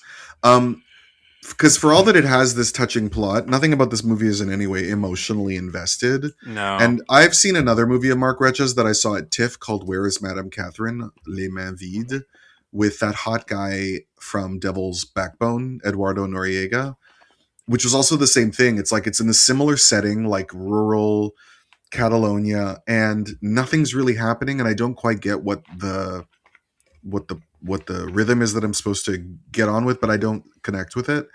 And you know, for all that we keep seeing his brother in dream sequences, first of all, where he's just like popping up naked on the subway or whatever, and then the videos that he finds of him running naked on the beach. But like, what else is there? I don't get to know the brother at all, and I don't grow to have a feeling for him other than horniness, or understand like what he was about. And this guy committed suicide, so it's like shouldn't there be more of a story there? I think this is a director who wants very much to not be manipulative, and I think he overshoots that mark to the point of being lazy. Or it's just like, no, I need to feel something. You actually need to take a risk. Not lazy. I don't think it's lazy. I think it's like stoic. Like where you're so determined to not play with my emotions that you forget that I actually do have them and that I bring them to the movie theater with me. Yeah. It was the kind of thing where like when I was watching it, my face never twisted with annoyance, but I was also like, my eyes could roll back in my head a couple times. Yeah. Like I was never bored, but I was also I never connected. Also, thank you, Thomas. Thank you, Thomas. Yeah. I know. Thomas, you've given us 3 movies that have turned out to be duds, but don't worry, because you also gave us one that's wonderful. But also, there's a reason why we can't find them, and we end up needing to go like the extra mile. I know to have this lovely person find them for us, and that's because no one wants to remember these movies, and there's a reason why. So, and there is a correlation with their IMDb and Wikipedia pages, which are sparse. Yeah. All right, this is a movie with this next movie has a poster that I can draw from memory because it was hung up on in the student council office of my high school. Why? For this whole year. Someone just got a free poster and I had to see Jack Nicholson's mustached face. And that terrible haircut. I know. This is the movie I most resented having to sit through again. The Pledge by Sean Penn from the United States. We talked about Penn's last outing at the Cannes Film Festival, Flag Day. We were not giving out Dans back then, but that would have been my Dan for that year. Yours probably would have been the Burnt by the Sun Part 2. Oh, yeah. And Penn had been here also in 2016 with The Last Face. This movie's about a retiring police detective with a bit of a drinking habit who pledges to catch a killer of a young child. This movie made the National Board of Review's top 10. All right. Along with The Man Who Wasn't There. It's based on a mid-20th century Nordic crime novel. And it's probably the most stacked cast of this entire list of movies, as at least the American ones. To list, this movie stars Jack Nicholson, Patricia Clarkson, Helen Mirren, Lois Smith, Dale Dickey, Tom Noonan, Mickey Rourke, Aaron Eckhart, Benicio del Toro. Like this is like I feel like I'm describing The Firm, where the ninth person is a famous character actor. But pretty much everyone other than Jack and Robin is a cameo. Oh, and I forgot to mention Robin Wright Penn. Yeah, everybody else is a cameo. Did you say Vanessa Redgrave? I forgot to. That's 11 people. All right. Yeah. So this movie is. Did you say Harry Dean Stanton? I did not mention Harry Dean Stanton. My Jesus God. Right. So this movie, there's glimpses of the movie it could have been. It is. I also found out, like doing some internet research, it was rushed because the studio behind it had seen Battlefield Earth flop and were so terrified to have that error repeat that they rushed the production and the scenes were cut, including Tom Noonan. Yeah, Tom Noonan is actually not supposed to be the child killer in this movie. It's supposed to be a ruse that we think he's the killer, and it turns out to be somebody else who works. But that is what happens in the movie. It's left vague, though, such that most people think he is the killer, and I think he's the No, killer. it's made clear that it's the guy who runs that store. Because as the guy's driving and then gets into a car accident and dies, we cut back to his store where his wife has the trinkets that belong to the kid, something like that. That exposition is not enough. Oh no, the movie left me with no doubt about the fact that the guy who died in the car accident was the killer. Welcome to Riviera Rats, where Bill lets us know that he gets the plot more than we do. Well, no, I don't forget I watched it a second time, even though it had been Yeah. 25 years, so it was basically like watching it for the first time. All I remembered was the ending, and I'd forgotten about the really overdone detail of Robin Wright's bad teeth, which look like something like it. Anyway, it looks like something from Narnia with the fake teeth they'd got on in the beginning. Yeah, they're doing that's like a I didn't buy. You can't make Robin Wright Penn look poor. It's like you can't make Yeah. Rose Byrne look poor. Yeah. This is not a great movie. I found the ending of it kind of gutsy. The idea that Jack Nicholson he ultimately doesn't prove anything, and he's abandoned by his former colleagues, and then he's left there looking up at the sky, making these twisted grunts, kind of like Harrison Ford at the end of Blade Runner in the rain. Yeah, except that it's what he deserves. Like the problem is that this movie doesn't get us on his side. This is Jack Nicholson's first movie after As Good as It Gets, too, which was 4 years earlier.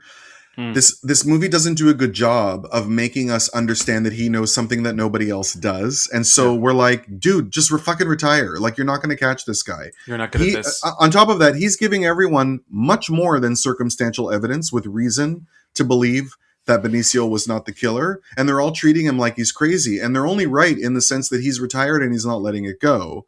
But they're also acting like he's giving them nothing. He's giving them wild theories, and he's not. Like everything is fully miscalculated in this movie. So like even if you want to say that the ending doesn't work out for you the way that it does for me, that's fine, because that's not the main problem with this movie. It's the fact that everything is done wrong because Sean Penn is a pretentious douche who thinks that he knows better than how the world actually works, because all he wants to do is his mumbly little actor studio method games, and that's all he wants to do.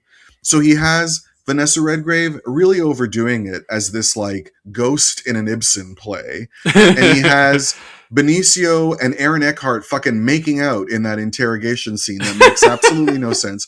And if you want to tell me that you think Benicio was pulling off playing a mentally incapable man accurately, he's not. It's a fully twitchy performance. That would have been called out today. He's playing an indigenous man with FASD. Yeah. Yeah. He's kind of indigenous, isn't he? I don't know. Is he fully Puerto Rican, or does he? But have, like you can't play like you can't. Yeah, whatever. Yeah. And Helen Mirren is the only supporting part that's like done right, because she's a close enough approximation of what a therapist would tell him, which is like, why are you doing this, and why are you so obsessed with this to the point that you're going against all the logic of everyone around you to find this out? Why are you acting like it's all about the child when it's clearly about you? But everything else is just, it's ridiculous and also boring. My biggest indictment of this movie is its hypocrisy. This is of a time period. I mean, the CSI and Criminal Minds are guilty of this as well. Is like they're always out to catch a pervert who is after little blonde girls, the ones you always see in ads about human trafficking. But then the ones who lit up a room. Yes. This is what I'm talking about. And the Jean-Benet Ramsey coverage gets into this. Right. So, but then they're always talked about, especially by these men who are their protectors, the John Waynes, the Jack Nicholsons, who only ever can talk about them in terms of like their like 7-year-old beauty, and like, oh, she was quite a looker, And it's like they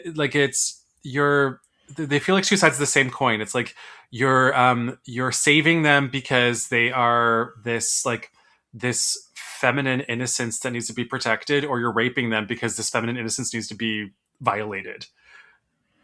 Yeah, my mind wasn't there. For me, it was more like you're making this mumbly, detailed movie that's all about atmosphere and character and not plot. But then why don't the stakes and the situation make any sense? He's a cop who has retired. So if he's hanging around on a playground talking to little girls about their dead friend, wouldn't someone be like, what's that guy doing? Yeah. It's a stupid movie. Like, why are you not creating the stakes that actually make sense for the circumstance that we're in? It's ridiculous. And also, he smacks his cigarettes every time he pulls them out of his mouth, and it drives me crazy. Hey, this is the movie that makes me least want to smoke. Yeah. The man who wasn't there is the one that makes me most want to smoke because Thornton is doing it right. And like the little girl, Robin Wright's little girl, the plot is basically that he meets her and he basically plans to use her as bait in order to prove that he's right about the fact that they did not get the right killer. Which is so unethical. I mean, the movie does hold him responsible for that. Yeah. First of all, you don't just walk into a gas station and buy it. You know, another case of the movie just having its head up its own ass about stakes. Yeah. But also, when he meets Robin Wright's little girl, she doesn't want to talk to him because he's a stranger. And then Robin Wright says, "It's okay, honey, I know him." But then later, she talks to Tom Noonan like it's nothing. So, like, why aren't you thinking about the basic things and then making this outrageously elaborate movie about, I don't know, it drives me crazy. It's like trying to make us paint by numbers, but the numbers are all in the wrong places. Right, yeah. Okay. Next up, we have The Profession of Arms, Il Mestiere delle Armi by Ermanno Olmi from Italy. We talked about Olmi's I Fidanzati from 1963. Beautiful movie. And he won the Palm in 1978 with The Tree of Wooden Clogs, which we will cover one day. And I don't think we've had an expository war film like this on this podcast since The Turning Point in 1946. Here's a plot, if you can put one together. In autumn of 1526, during the War of the League of Cognac, Emperor Charles V sends veteran General Georg von Fronsberg with an army of German mercenaries, to march towards Rome. The outnumbered papal armies, commanded by Giovanni de' Medici, try to chase them in the midst of a harsh winter, relying on hit-and-run raids on the imperial supply trains in order to delay their march. The movie is an indictment of war and the machinery of war, specifically the technological advancement of firearms. But honestly, all I remember is the color brown. Oh, it's so boring. And this movie is so boring. And we have all these names being thrown at us, and I'm like, I don't know who these people are, and I don't care. The whole thing in my memory just looks like root beer and the worst toilet in Scotland. It is impressive that he assembles giant casts of extras, all those armor, like those costumes, the horses. He films these giant vistas only to use them very briefly and spend most of the time watching this man who gets an infection from a wound in his leg slowly die. And that's such a powerful message, of course. This is what this it's another movie like The Officer's Ward, which is all about the inhumanity of war by showing the opposite of the glory. Yes. And it's impressive that he puts together, like, you know, all these costumes and whatever in order to then subvert their usual usage in this kind of movie. But that doesn't change the fact that this movie is really boring. And I love Olmi like he's a relative. I love him so much. But this movie is very admirable and good on paper, but it's bad in bed. Bad in bed. It does have one great line. One of the characters says about somebody, "I'll punch him until he pukes shit." Yeah, which is something you usually have scribbled on your forehead on a Saturday night at a club. Next to 4 lines with a line going through them. Yeah. Next up, we have a co-production from France and Canada by Catherine Corsini, Replay, La Répétition. First time we were able to find one of her films. Well, and the only time ever that we'll be able to do it, because the only other times she was in competition, we weren't able to find her movies. Those were The Divide, or La Fracture, in 2021, and Homecoming from 2023, which we will probably never find. The plot, it's basically about why U-Haul relationships don't work. These 2 girls grew up together, then went to college together. They were always close. Sometimes obsessively, and then one of them had to pull away. In college, I believe it's Natalie. She rejects Louise. She rejects Louise. No, Louise is Pascal Boussière, the Canadian actress. She rejects Natalie. Ah, okay. And then, which results in her cutting herself. Years later, they reunite. when Natalie, the Emmanuel Ebear character, is an actress who only acts in her boyfriend's plays, and Louise is married she's a denture therapist who's married to the dentist. They reunite, and then they get up to their old obsessive ways of being enfolded in each other's lives. Louise starts like basically manipulating Natalie to take on roles that she would normally not. They basically suffocate each other. Well, they basically fall into old patterns, you know, like it's been years, and so you want to give this a shot again because you miss your friend, but what you love about her won't change, and what you hate about her won't change either. And it's this movie's kind of the anti-Beaches, you know, it's kind of this toxic female friendship where they're doing their best, but they can't make it work. When she looks for the letter, I found that part really, really funny. You know, when she sent her a letter saying, it was a mistake for us to be friends again. You're disgusting. And then Natalie calls her and she goes to be by her side, but she's like running through her mailbox to find the letter that she sent her so that she won't read it. And it captures the toxicity of these female friendships that are frenemy friendships really, really well, in the way that they love each other, but they're also envious of each other because they're the opposite of each other. And Natalie made it as an actress. Louise didn't make it, even though they were both in college for acting. And she's happy for her friend, but she resents her friend. And Natalie is also really selfish, but at the same time, she's still a person. And like, she gets her appendix bursts, and like, that's not something only selfish people do. And Louise just thinks she's, you know, being a brat for attention. So there's a back and forth between them. It's just that this movie, it's not classy. I don't know how else to really put it. It's intelligent, but at the same time, like at one point they also cross the line and get sexy with each other, which feels, it feels a bit exploitative. And I don't know, this movie has a cheap perfume feeling for me, where it's trying to be a Cannes movie, but it's actually the kind of movie I end up stuck watching on an airplane. Yeah, I described this as decent trash. Yeah. I'm never bored. I think the performances are strong, especially Bayar. Yeah. But I would also rather watch Diabolique. The remake. Like, just go all the way. Yeah. There's just something missing to me that would make the intimacy between the two protagonists like more credible or more lasting in my memory.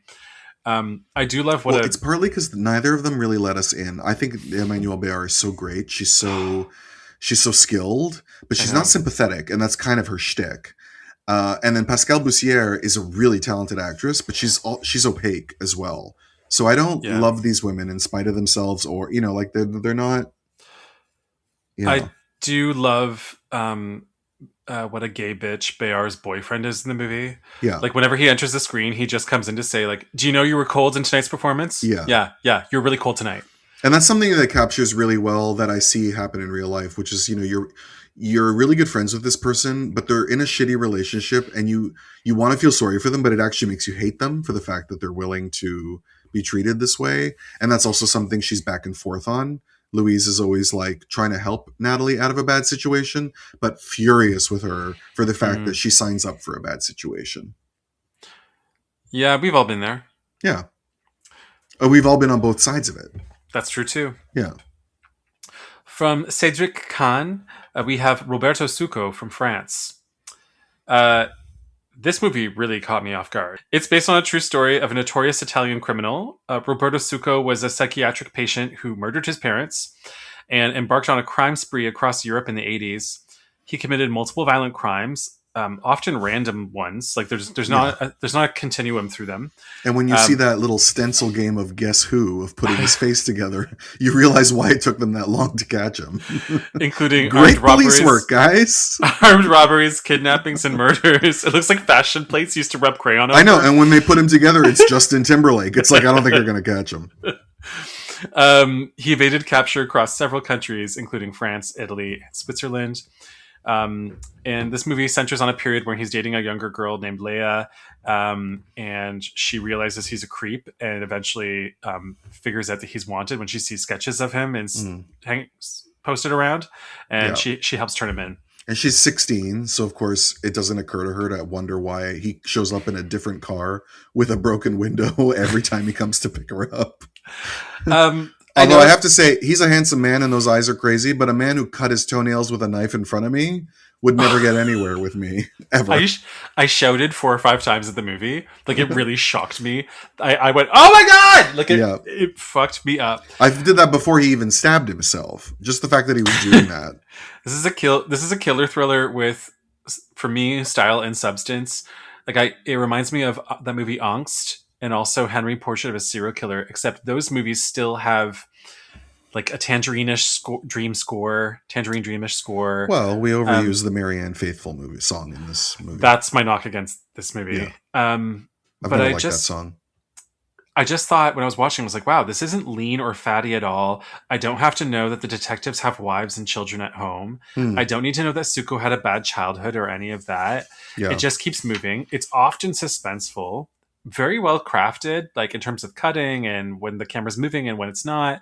There's a rhythm to it. Genuine suspense. The ending's a bit rote, but then what can you do when it's a true story? I know, but I'm surprised. I'm actually really surprised that you like this movie this much. I was not expecting that. Yeah, because I thought it didn't have style, which is something that, like, I thought it was. I was entertained by it. I appreciate all these things you're saying about it, but it felt like an elevated episode of CSI for me. Oh, I think it does have a style. It's a sober style for me. French for me. Like, it felt like French commercial cinema. Certainly unmanipulated, as you say. Yeah. And he's truly fucking crazy. Like, I'm used to being bored during these kinds of movies because the psychology and the patterns of the killings have become a foregone conclusion. They become predictable. I never knew where this was going. Yeah, he's genuinely wild, and he doesn't play him like a anti-hero. No. He plays him like short man syndrome the entire time. The insecurity of always having to prove who he is, and that I'm actually English. I'm actually this. I'm actually a professor. I know the way he dances on those girls in the club, like he's a Roxbury guy. Totally. And that girl who plays Leia, was that her name? Yeah. That's Isilde Lebesco. Her sister was who we were talking about last time, Mai Wen, the woman who directed Jean Dubarry. Cool. That's her little sister, yeah. They are French, Algerian, and Vietnamese. Which is, and you can see it when you look at them. Yeah, and they both have very interesting looks, both sisters, because of that. Fraser texted me after listening to the last episode that his favorite Mai Wen appearance is in High Tension. Oh, I've never seen that movie. And Isilde Lebesco was one of the actresses who spoke out against being assaulted by Jacques Doyon and Benoit Jacot. Next up, we have a little movie called Shrek by Andrew Adamson and Vicky Jensen from the US. They would be back with its sequel in 2004. This is the first American animated film to show in Cannes competition since Peter Pan in 1953. This is based on a children's book of the same name, in which we follow the titular ogre on a quest to save a princess from a castle guarded by a dragon,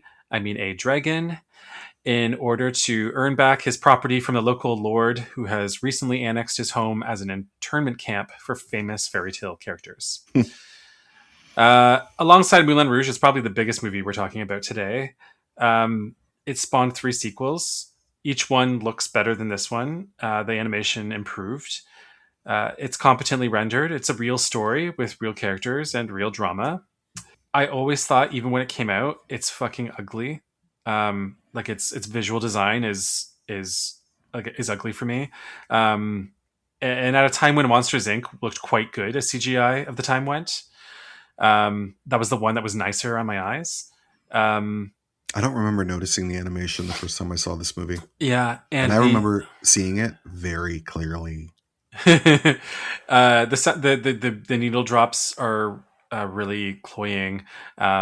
It's really self-conscious, like postmodern humor, like right down to the Matrix kicking scene where she kicks all of the Robert. I know, but everything you're saying is in retrospect. I remember seeing this movie in the theater and thinking, I have never seen... not just delighted, I remember thinking, I've never seen anything like this before. Really? And that's because when it came out, none of us had ever seen anything like it before. There was no such thing as a major theatrical release animated film that was so irreverent to its subject matter and so meta. And it has been ruined by the fact that literally every movie made since has copied it, not just its sequels. Yeah. And it has tarnished the memory of the first one. Eddie Murphy is wonderful in it. I was shocked watching it again 25 years later, because I had seen it a few times, but all back when it was a new movie. Yeah. And I was shocked watching it again how tired everything in this movie seemed to me. But I remember very clearly how I felt about it back then. And that is significant because it's not a movie that I was primed. Like, I didn't care about it. I went and saw it because my friends wanted to see it.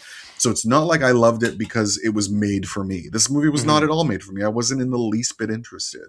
Yeah. And this is also why it was the highest critically rated film of the year after the Apocalypse Now re-release, and was nominated for an Academy Award for writing. It was. No, I remember. And won the first Oscar for Best Animated Feature as well. People talked about how it could have won an award at Cannes. It was a loved movie. It's and I remember always trying to be on the right side of it because the critics I was reading were all putting in their top 10 lists. But maybe because I'm a pretentious 15-year-old, so I already have that over it problem. But I'd already been exposed to The Simpsons and South Park, and I know this is for kids, but even doing those mental gymnastics, I'm not entertained. And actually, a lot of Pixar movies since actually do come up the middle better, making something that doesn't make me feel pandered to as an adult. Absolutely. No, I don't think you're wrong. And like I said, I think I feel that way about this movie now. I'm just not amazed that it had the impact it had, because I do remember how fresh it felt back then. Yeah. I remember thinking like, oh, it's cute that you like that. Good for you. No, it's good. First of all, there wasn't ever an animated film before this that had like an all-star cast where the cast is billed like actors in a live-action film. And that became an industry standard after. You're right about that as well. Yeah. Eddie Murphy is truly wonderful. He's the part that does not age badly at all. Yeah. He's great. I was really looking forward to watching this again because it had been so long, and I was shocked at how minimal it seemed to me after all this time. We had it on VHS. I had to watch it a lot because other people had it on, so I feel like I actually know it, every beat of it. The Smash Mouth music makes me want to punch somebody. But Shrek 2, I remember being an improvement on it. Jennifer Saunders does great voice work in that. Come on, Kyle. Next up, we've got Taurus by Alexander Sokurov from Russia. Sokurov's most famous for Russian Ark probably today, which showed in 2002. But he also was here in 1999 with Moloch, and in 2003 with Father and Son, in 2007 with Alexandra, which you and I covered. This movie, it unfolds over 2 days in 1924 while Lenin is dying at his Gorky estate, and he's dying of something that is dementing him. I think they're dying of a stroke. There are scenes that were originally cut when it was shown in Russia, where he's visited by Stalin. Yeah, the scenes that make the whole thing make sense. Yeah.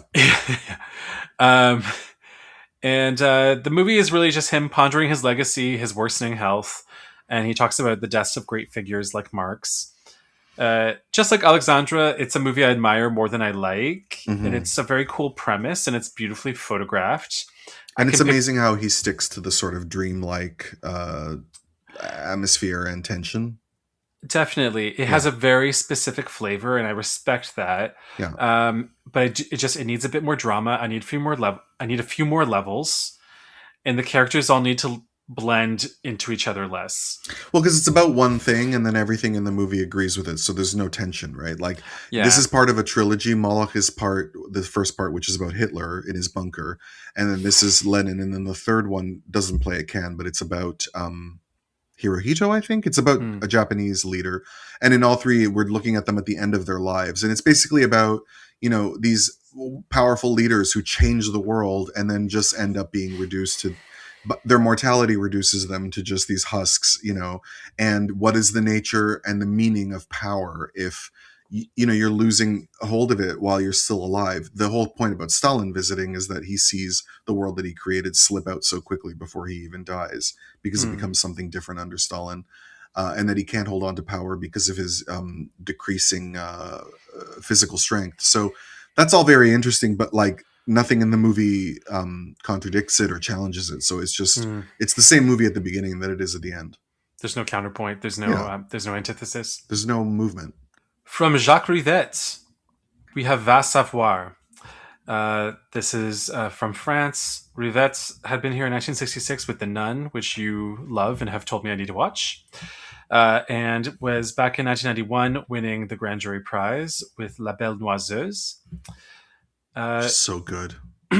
This was the very first movie I had completed by Jacques Rivette. Oh, wow. I saw the first two parts of Out One when it was shown okay. at the Cinematheque in Vancouver.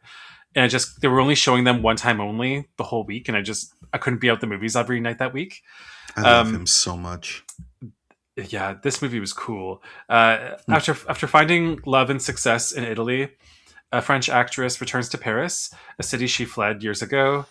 She secretly dreads confronting her ex-boyfriend. Meanwhile, her new partner, who she performs in plays with, is harboring a secret admiration for a young, beautiful woman, while he's pursuing an unpublished manuscript for a project. That's not the whole plot, but that's enough of it to work with while we talk about it. Well, because it's about 5 main characters who are all connected in ways that they don't even realize. And whose connections parallel those of the characters in the Pirandello play that both Camille and Hugo are acting in. Yeah. I think this movie brings our incest quotient for the episode. That's not how you kiss your sister. First of all, he changed his sheets and then she gets in fully clothed, which is a real no-no because you're bringing in outside germs. But also, and then he like climbs in with her and then the way he kisses her, I'm like, no one kisses their sister that way. This is my kind of just good, frivolously talking, could probably be pared down a bit movie about bourgeois malaise of the intelligentsia. Yeah. We have a lot of versions of this by Whit Stillman and Jean Eustache and Arnaud Desplechin when it's good. And this one is snazzy and lots of fun and it's gorgeously lit. And if you tell me that it's done better, I don't care because I like it all the time. No, absolutely. And like I've liked many other Rivette films more, but it's a rare light tone for him, especially in this period of his career. Yeah. He does things in this vein of somewhat absurdity in the 70s. But this movie was very, very beloved when it came out. It was an art house hit. It was loved at Cannes. One of the movies to elicit the most shock for not winning any awards.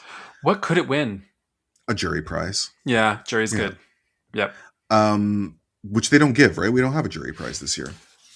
Because I like the screenplay of No Man's Land, but I could bump that into jury or grand and then give this. Yeah, this movie is so charming, and she sleeps with him to get that ring. She doesn't just pretend to seduce him and then slip out the back. She actually sleeps with him, which is so very French. Well, he's hot.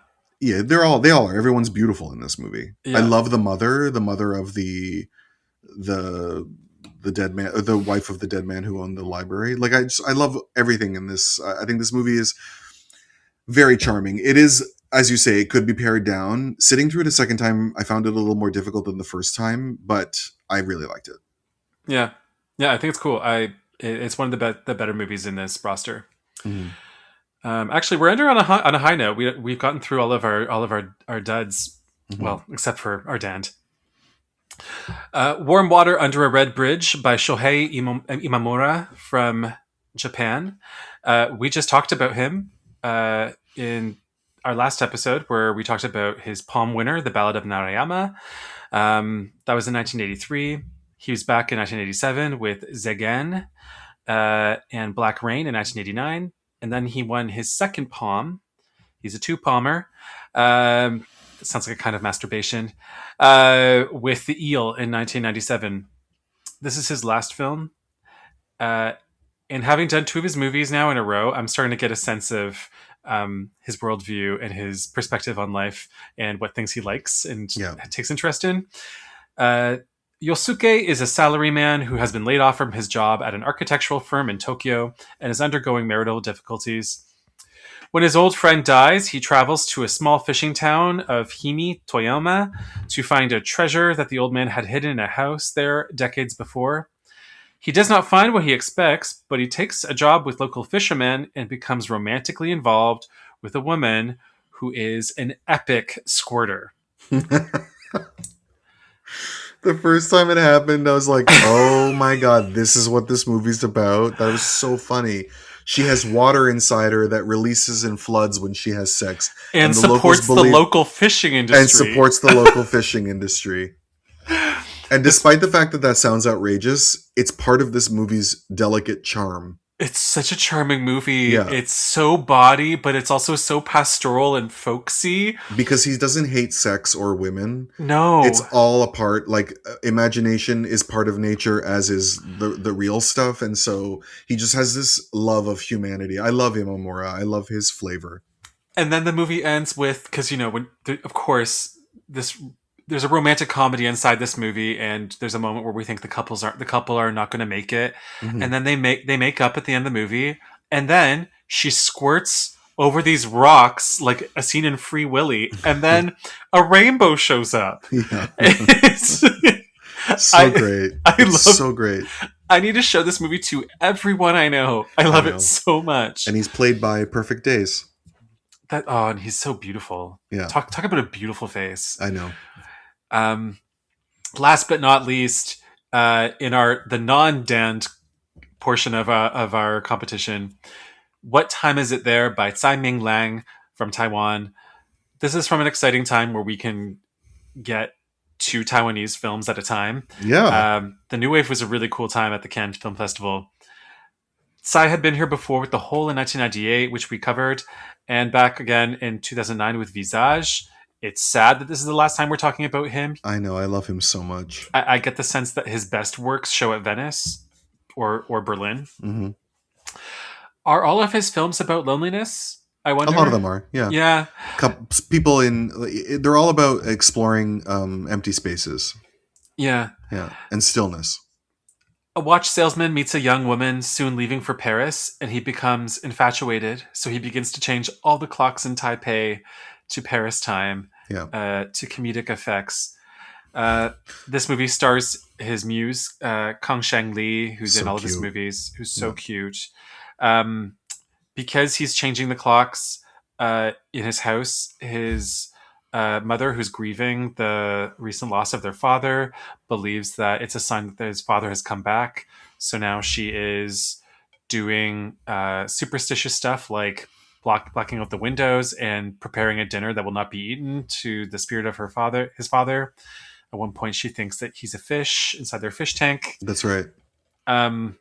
He is fascinated with Paris and starts watching French films like The 400 Blows. Mm-hmm.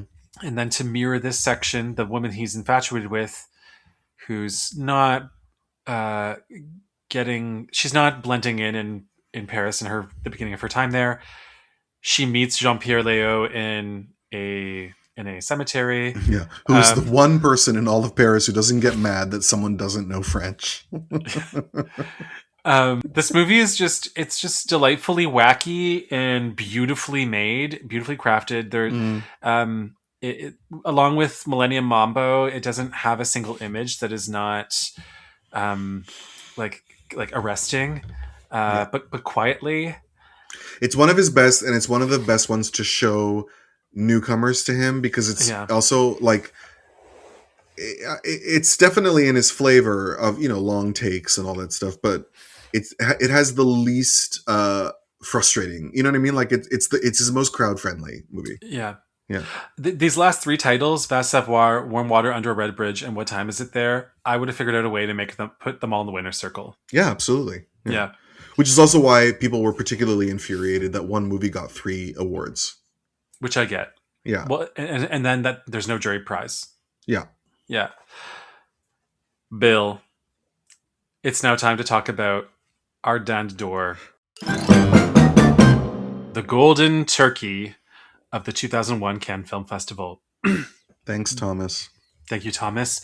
There are about 5 movies that are all similarly grating and mind-numbing, and where I started watching the clock 5 minutes in. Yeah, it was harder to pick the worst than the best this year. Truly. Like, we got Pau and His Brother, Profession of Arms, Distance. For me, Moulin Rouge, to be honest, although I appreciate that it's way better crafted than those other titles we mentioned, In Praise of Love. And then, so maybe we're just in a similar mood on this one, and we'd pick a different one a different day, but where we both landed was Desert Moon by Shinji Aoyama from Japan, who'd been here just a year before with Eureka. This movie follows a successful internet entrepreneur whose wife and young daughter left him because he neglected them for work. A young hustler who has emotional problems concerning his father and looks feral becomes involved in the family's drama. Essentially because, if I got this right, the father hires him to sleep with the mother. We're basically served the same moral fiber as the movie The Eighth Day, because it's about waking up and smelling the roses and remembering that money isn't everything.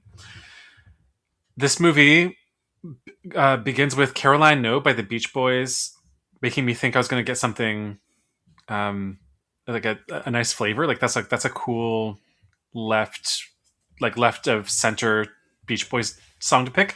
And then it finishes with Laura Nero, which is kind of like finishing a movie with Tori Amos. And I'm wrong. It's this movie that has Jim O'Rourke on the soundtrack, not Distance. This movie has no business being 130 minutes long, just to be about a guy who needs to feel more gratitude for his family and love his family, and then to get to this climax where some trade points a gun at him and tells him, "I need to kill you because you don't respect your family too much." I'm rambling, Bill. Please take over and hate this movie. This movie reminds me of Canadian movies where everyone is weird but no one is interesting. And you're right about the fact that there are a lot of contenders for the Dand, but this movie has a very clear edge over all of them. You thought so? Yes, because first of all, even though those other movies were boring, this movie was interminably boring. I was checking the time bar every minute. I was dying for 2 hours and 10 minutes. It's like Barbra Streisand's album about her dead Lhasa.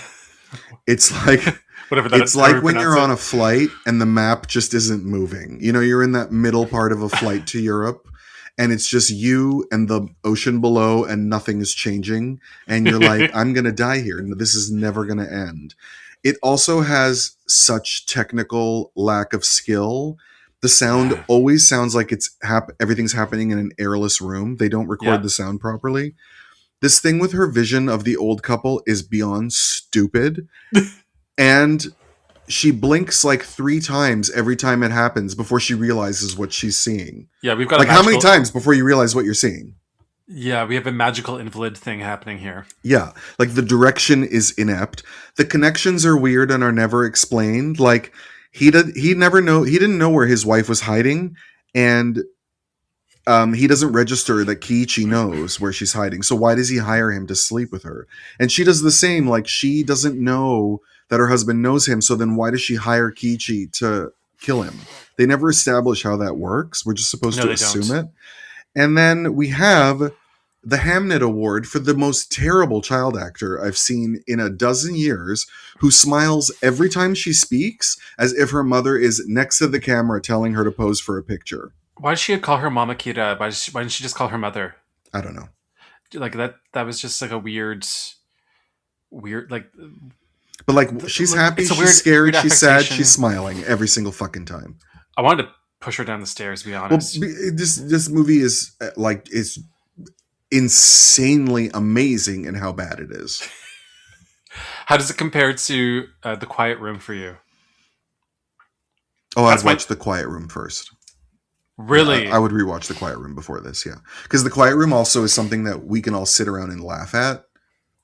And then we can have parties where we like hold contests for who can say, no, you don't, the best. So you're saying this is so bad, it's bad? Yeah. Wow. Do you have a new Dan Duval dance? Probably. Wow. I have nothing else to say about this. We've talked about so many bad movies. I'm ready to move on to our palm. Let's do it. A psychiatrist who thought he had all the answers is about to face the greatest challenge of his life.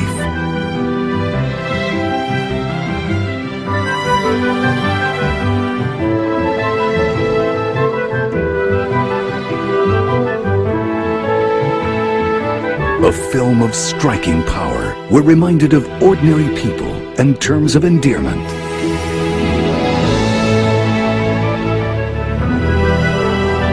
Our Palme d'Or for 2001 did not go to Mulholland Drive or The Piano Teacher or even No Man's Land. Our palm instead went to The Sun's Room, La Stanza del Figlio by Nanni Moretti from Italy. Moretti has shown up in Cannes the second most times, second only to Ken Loach. He's up and down. We've loved some of his movies and not others, or I should say you have. I'm getting acquainted. No, I didn't love the movies you hated, but he's won 2 Dans. He has won two of my Dans. I think he's our only double dander. You gave 2 to Rolf de Heer. Oh yeah, you're right. And then I gave 2 to a guy who made movies in the 80s. I forget what his name was. Yeah. Yeah. Moretti has been here many times over. Ecce Bombo in 1978, winning Best Director for Caro Diario, supposedly his best movie from 1994. What? This is the way you said supposedly. To say like a bitch? I haven't seen it yet. I know. It's the one I love the most. Yeah, but it's also like it's his only movie that's in. I think that and The Sun's Room are his 2 movies in the They Shoot Pictures, Don't They List. Okay. Aprile in 1998, which I gave a dance to. The Cayman in 2006. We Have a Pope, which I think you liked in 2011. Love. Mia Madre in 2015.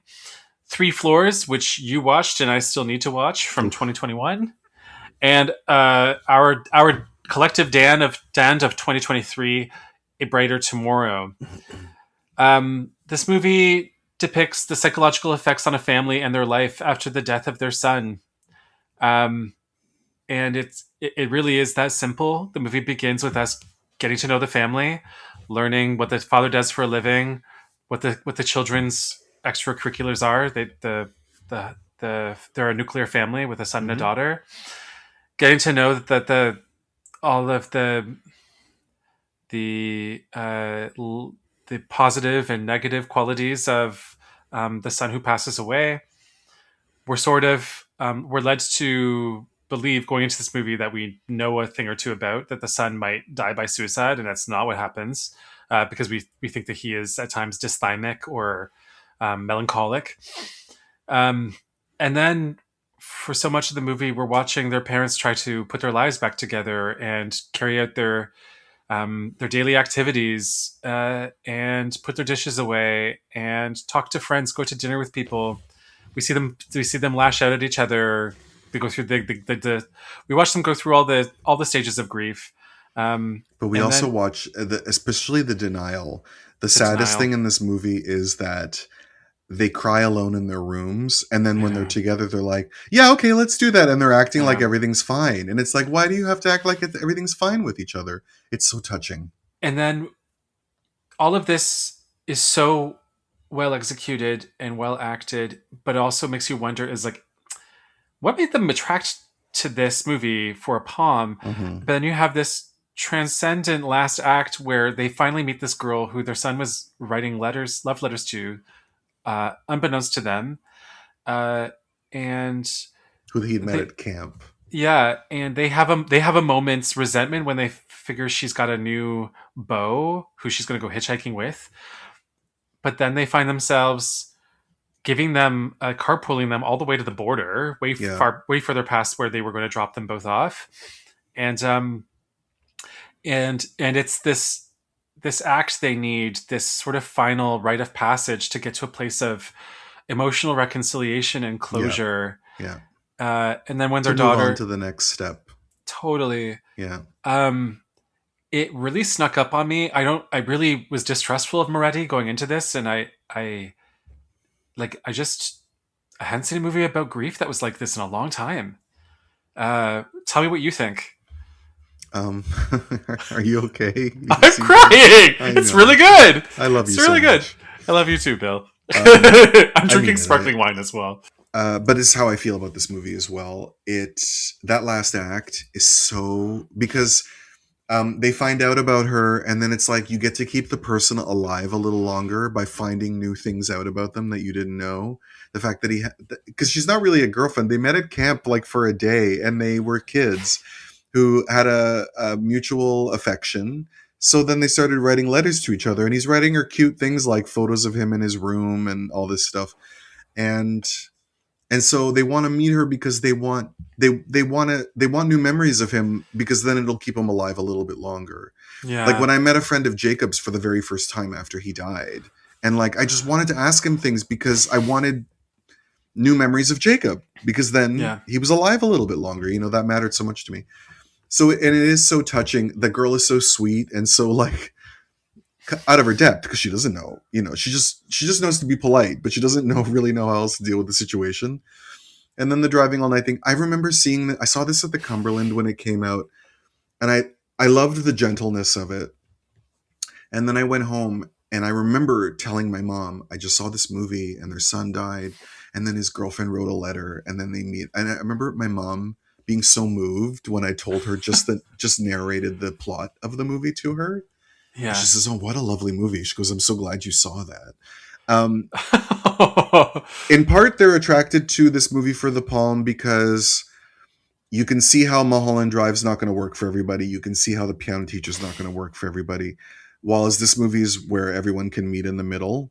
Yep. But not in a bad way. It's also, Nanni Moretti is famous as a comedian by this point. His movies are funny, they're cynical, they're political, and he really takes a left turn in his career by creating this film that is, it does have elements of humor. Like it opens with him walking past a group of Hare Krishnas, which is like something that he's definitely going to make more out of in one of his more traditional comedies.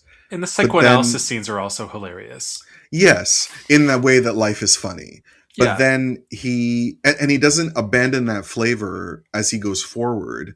He has, it's like the movie version of Home Life, when like the before parts where they're still happy. It's the movie version of Home Life, but it's genuinely good-naturedly charming. It is. And then even though, you know, their son dies and there are moments that are played kind of like in the way soap opera is, with the way the mother cries in her anguish and all that stuff. But you never lose touch with them as real people who you feel very, very deeply for. Partly it's the casting. Laura Morante is an incredible actress and so beautiful inside and out. You know, like you just love her and you want to love her.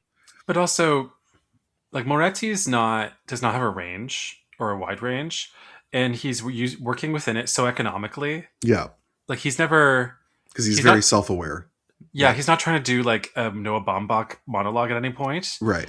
I really do believe his sorrow as he's just moving around the house and moving things around and sitting still. Yeah.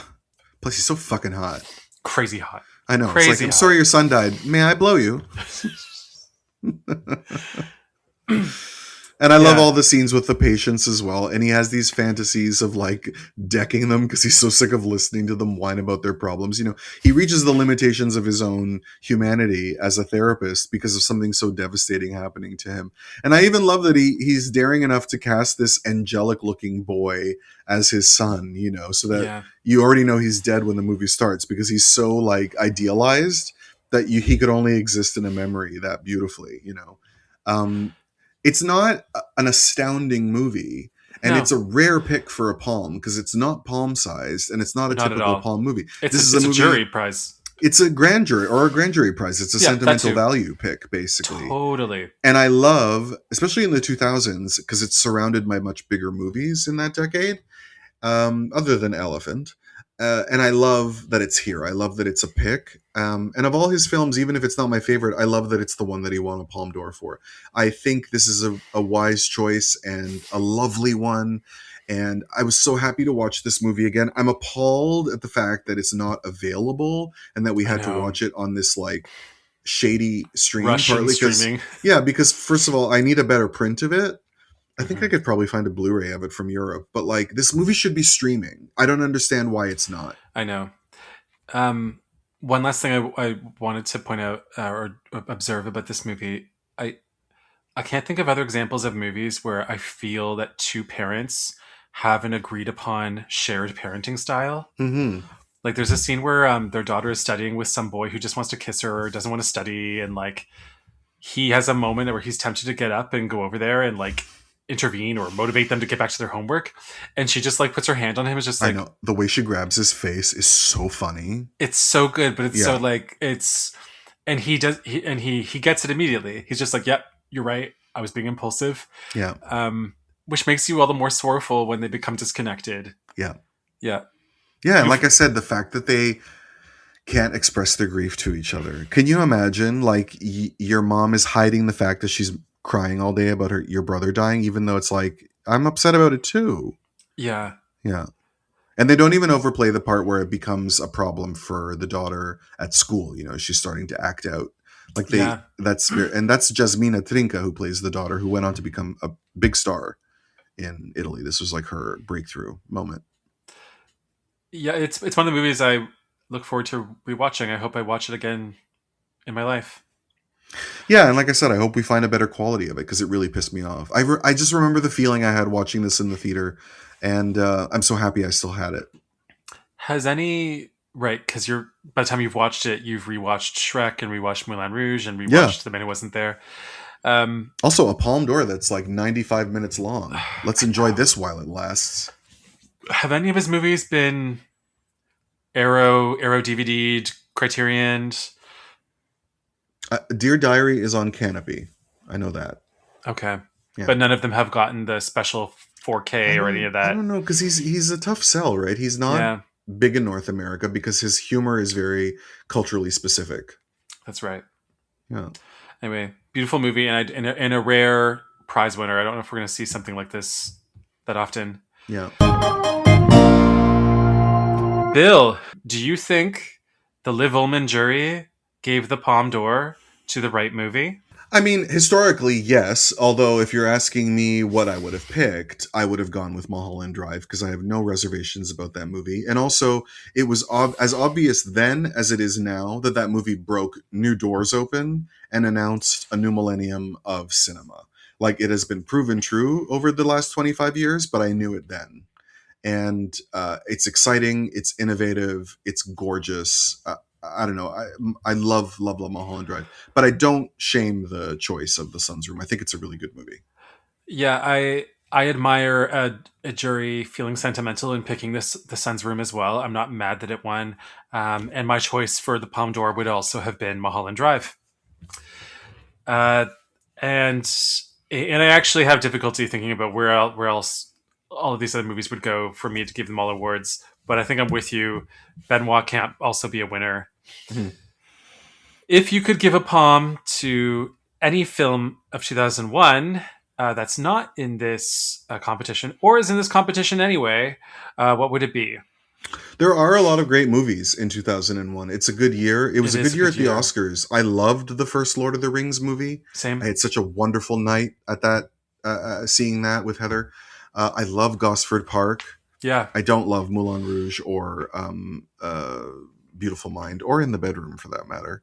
But there are so many movies in 2001. Yeah, did they not have ballistics back then?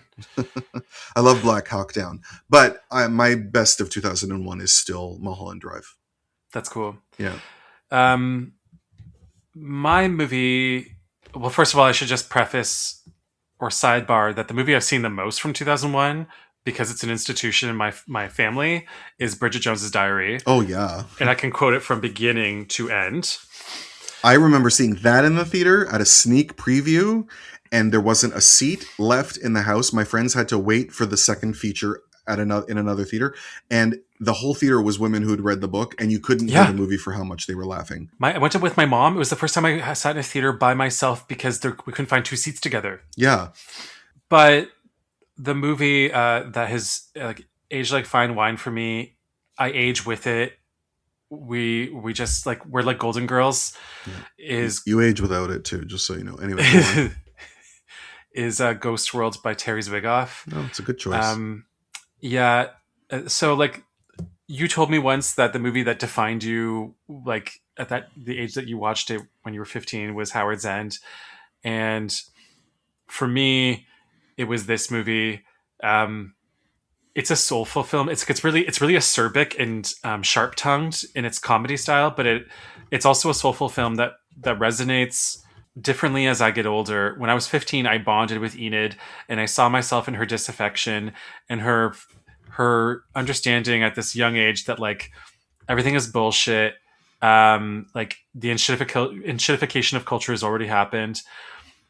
I identified with her yearning to get up and leave everything around her and just get on a bus with one suitcase. And now when I watch it, I realize I'm a lot like Steve Buscemi, I'm like addicted to my nerdy stuff and my worldly possessions, and I'm kind of neurotic, and I have a bit more of a hunch, and I sometimes feel stuck where I am. And It's called getting older. yeah, and I love this intergenerational connection between the two of them that gets confused a bit. This movie has so many inside jokes in our household. Mike and I regularly say to each other, if you really like authentic blues, you should listen to Blues Hammer. Yeah. Mirror Father Mirror. Mirror Father Mirror. I was trying to remember what that movie was called. Tampon in a teacup. The convenience store clerk who says to the guy with the mullet, we Greeks invented democracy. And then the guy says back, yeah, you also invented homos. Well, and I also use it as a reference point for when things are culturally reevaluated and canceled. Like this movie is so poignant. The Cook's Chicken, Coon's Chicken thing, which is that everybody is acting like they're solving racism when actually they're looking to cover up their own shame and not taking responsibility for their own part, and also not wanting to face the reality of history. I've seen it a few times. It's been a very, very long time, but that sequence hit me really hard the first time I saw it, and I never forgot it. It's a really good movie. It was like the third highest critically rated film of the year. Yeah, and Zwigoff has made many movies since, and he's never come anywhere near close to the success of this film. And it's that graphic novel is the book I've reread the most times. Oh, okay. I've never read it. Hilarious. Yeah. Before we depart, Bill, I just want to ask you, looking back at this crop of movies, how'd you feel about this? It was tough. It was tougher than they've been in a very long time. I was revisiting a lot of memories. Yeah. And it was hard to remember that time in my life, but it was good. It was very good. Yeah. It was very weird to think that a quarter century has passed since a time that I thought was not that long ago. I know, it's bizarre. Like, we will have been this May will have been the 25th anniversary of Moulin Rouge's release in theater. Yeah. And also it brought back a lot of happy memories too. But it took me back to a time before I really had it together. And it was hard to remember that because I like to believe that I've always had it together. And at the same time, I don't have it at all together, depending on the day. It's just like Steve Buscemi without the eyes. Bill, won't you tell our listeners what we're getting up to next? Well, speaking of me, Greg, we're going all the way back to the year that my old ass was actually born. We're doing the Palme d'Or of 1977, Padre Padrone by the Taviani brothers, which also means checking out a really cool Greek entry. And I know from a good Greek entry, let me tell you.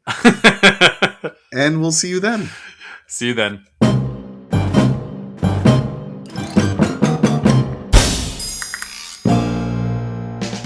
Thank you for listening to Riviera Rats. Our podcast is hosted and produced by Bill Antoniou and Gregory Roseborough. Our music is by Joe Organ. Our artwork is by Leo Kuvaris. Follow us on Instagram at Riviera Rats. Write to us at ratsriviera@gmail.com. If you want to support our show, tell your friends about us. Leave us a rating and a review on whatever podcast app you use.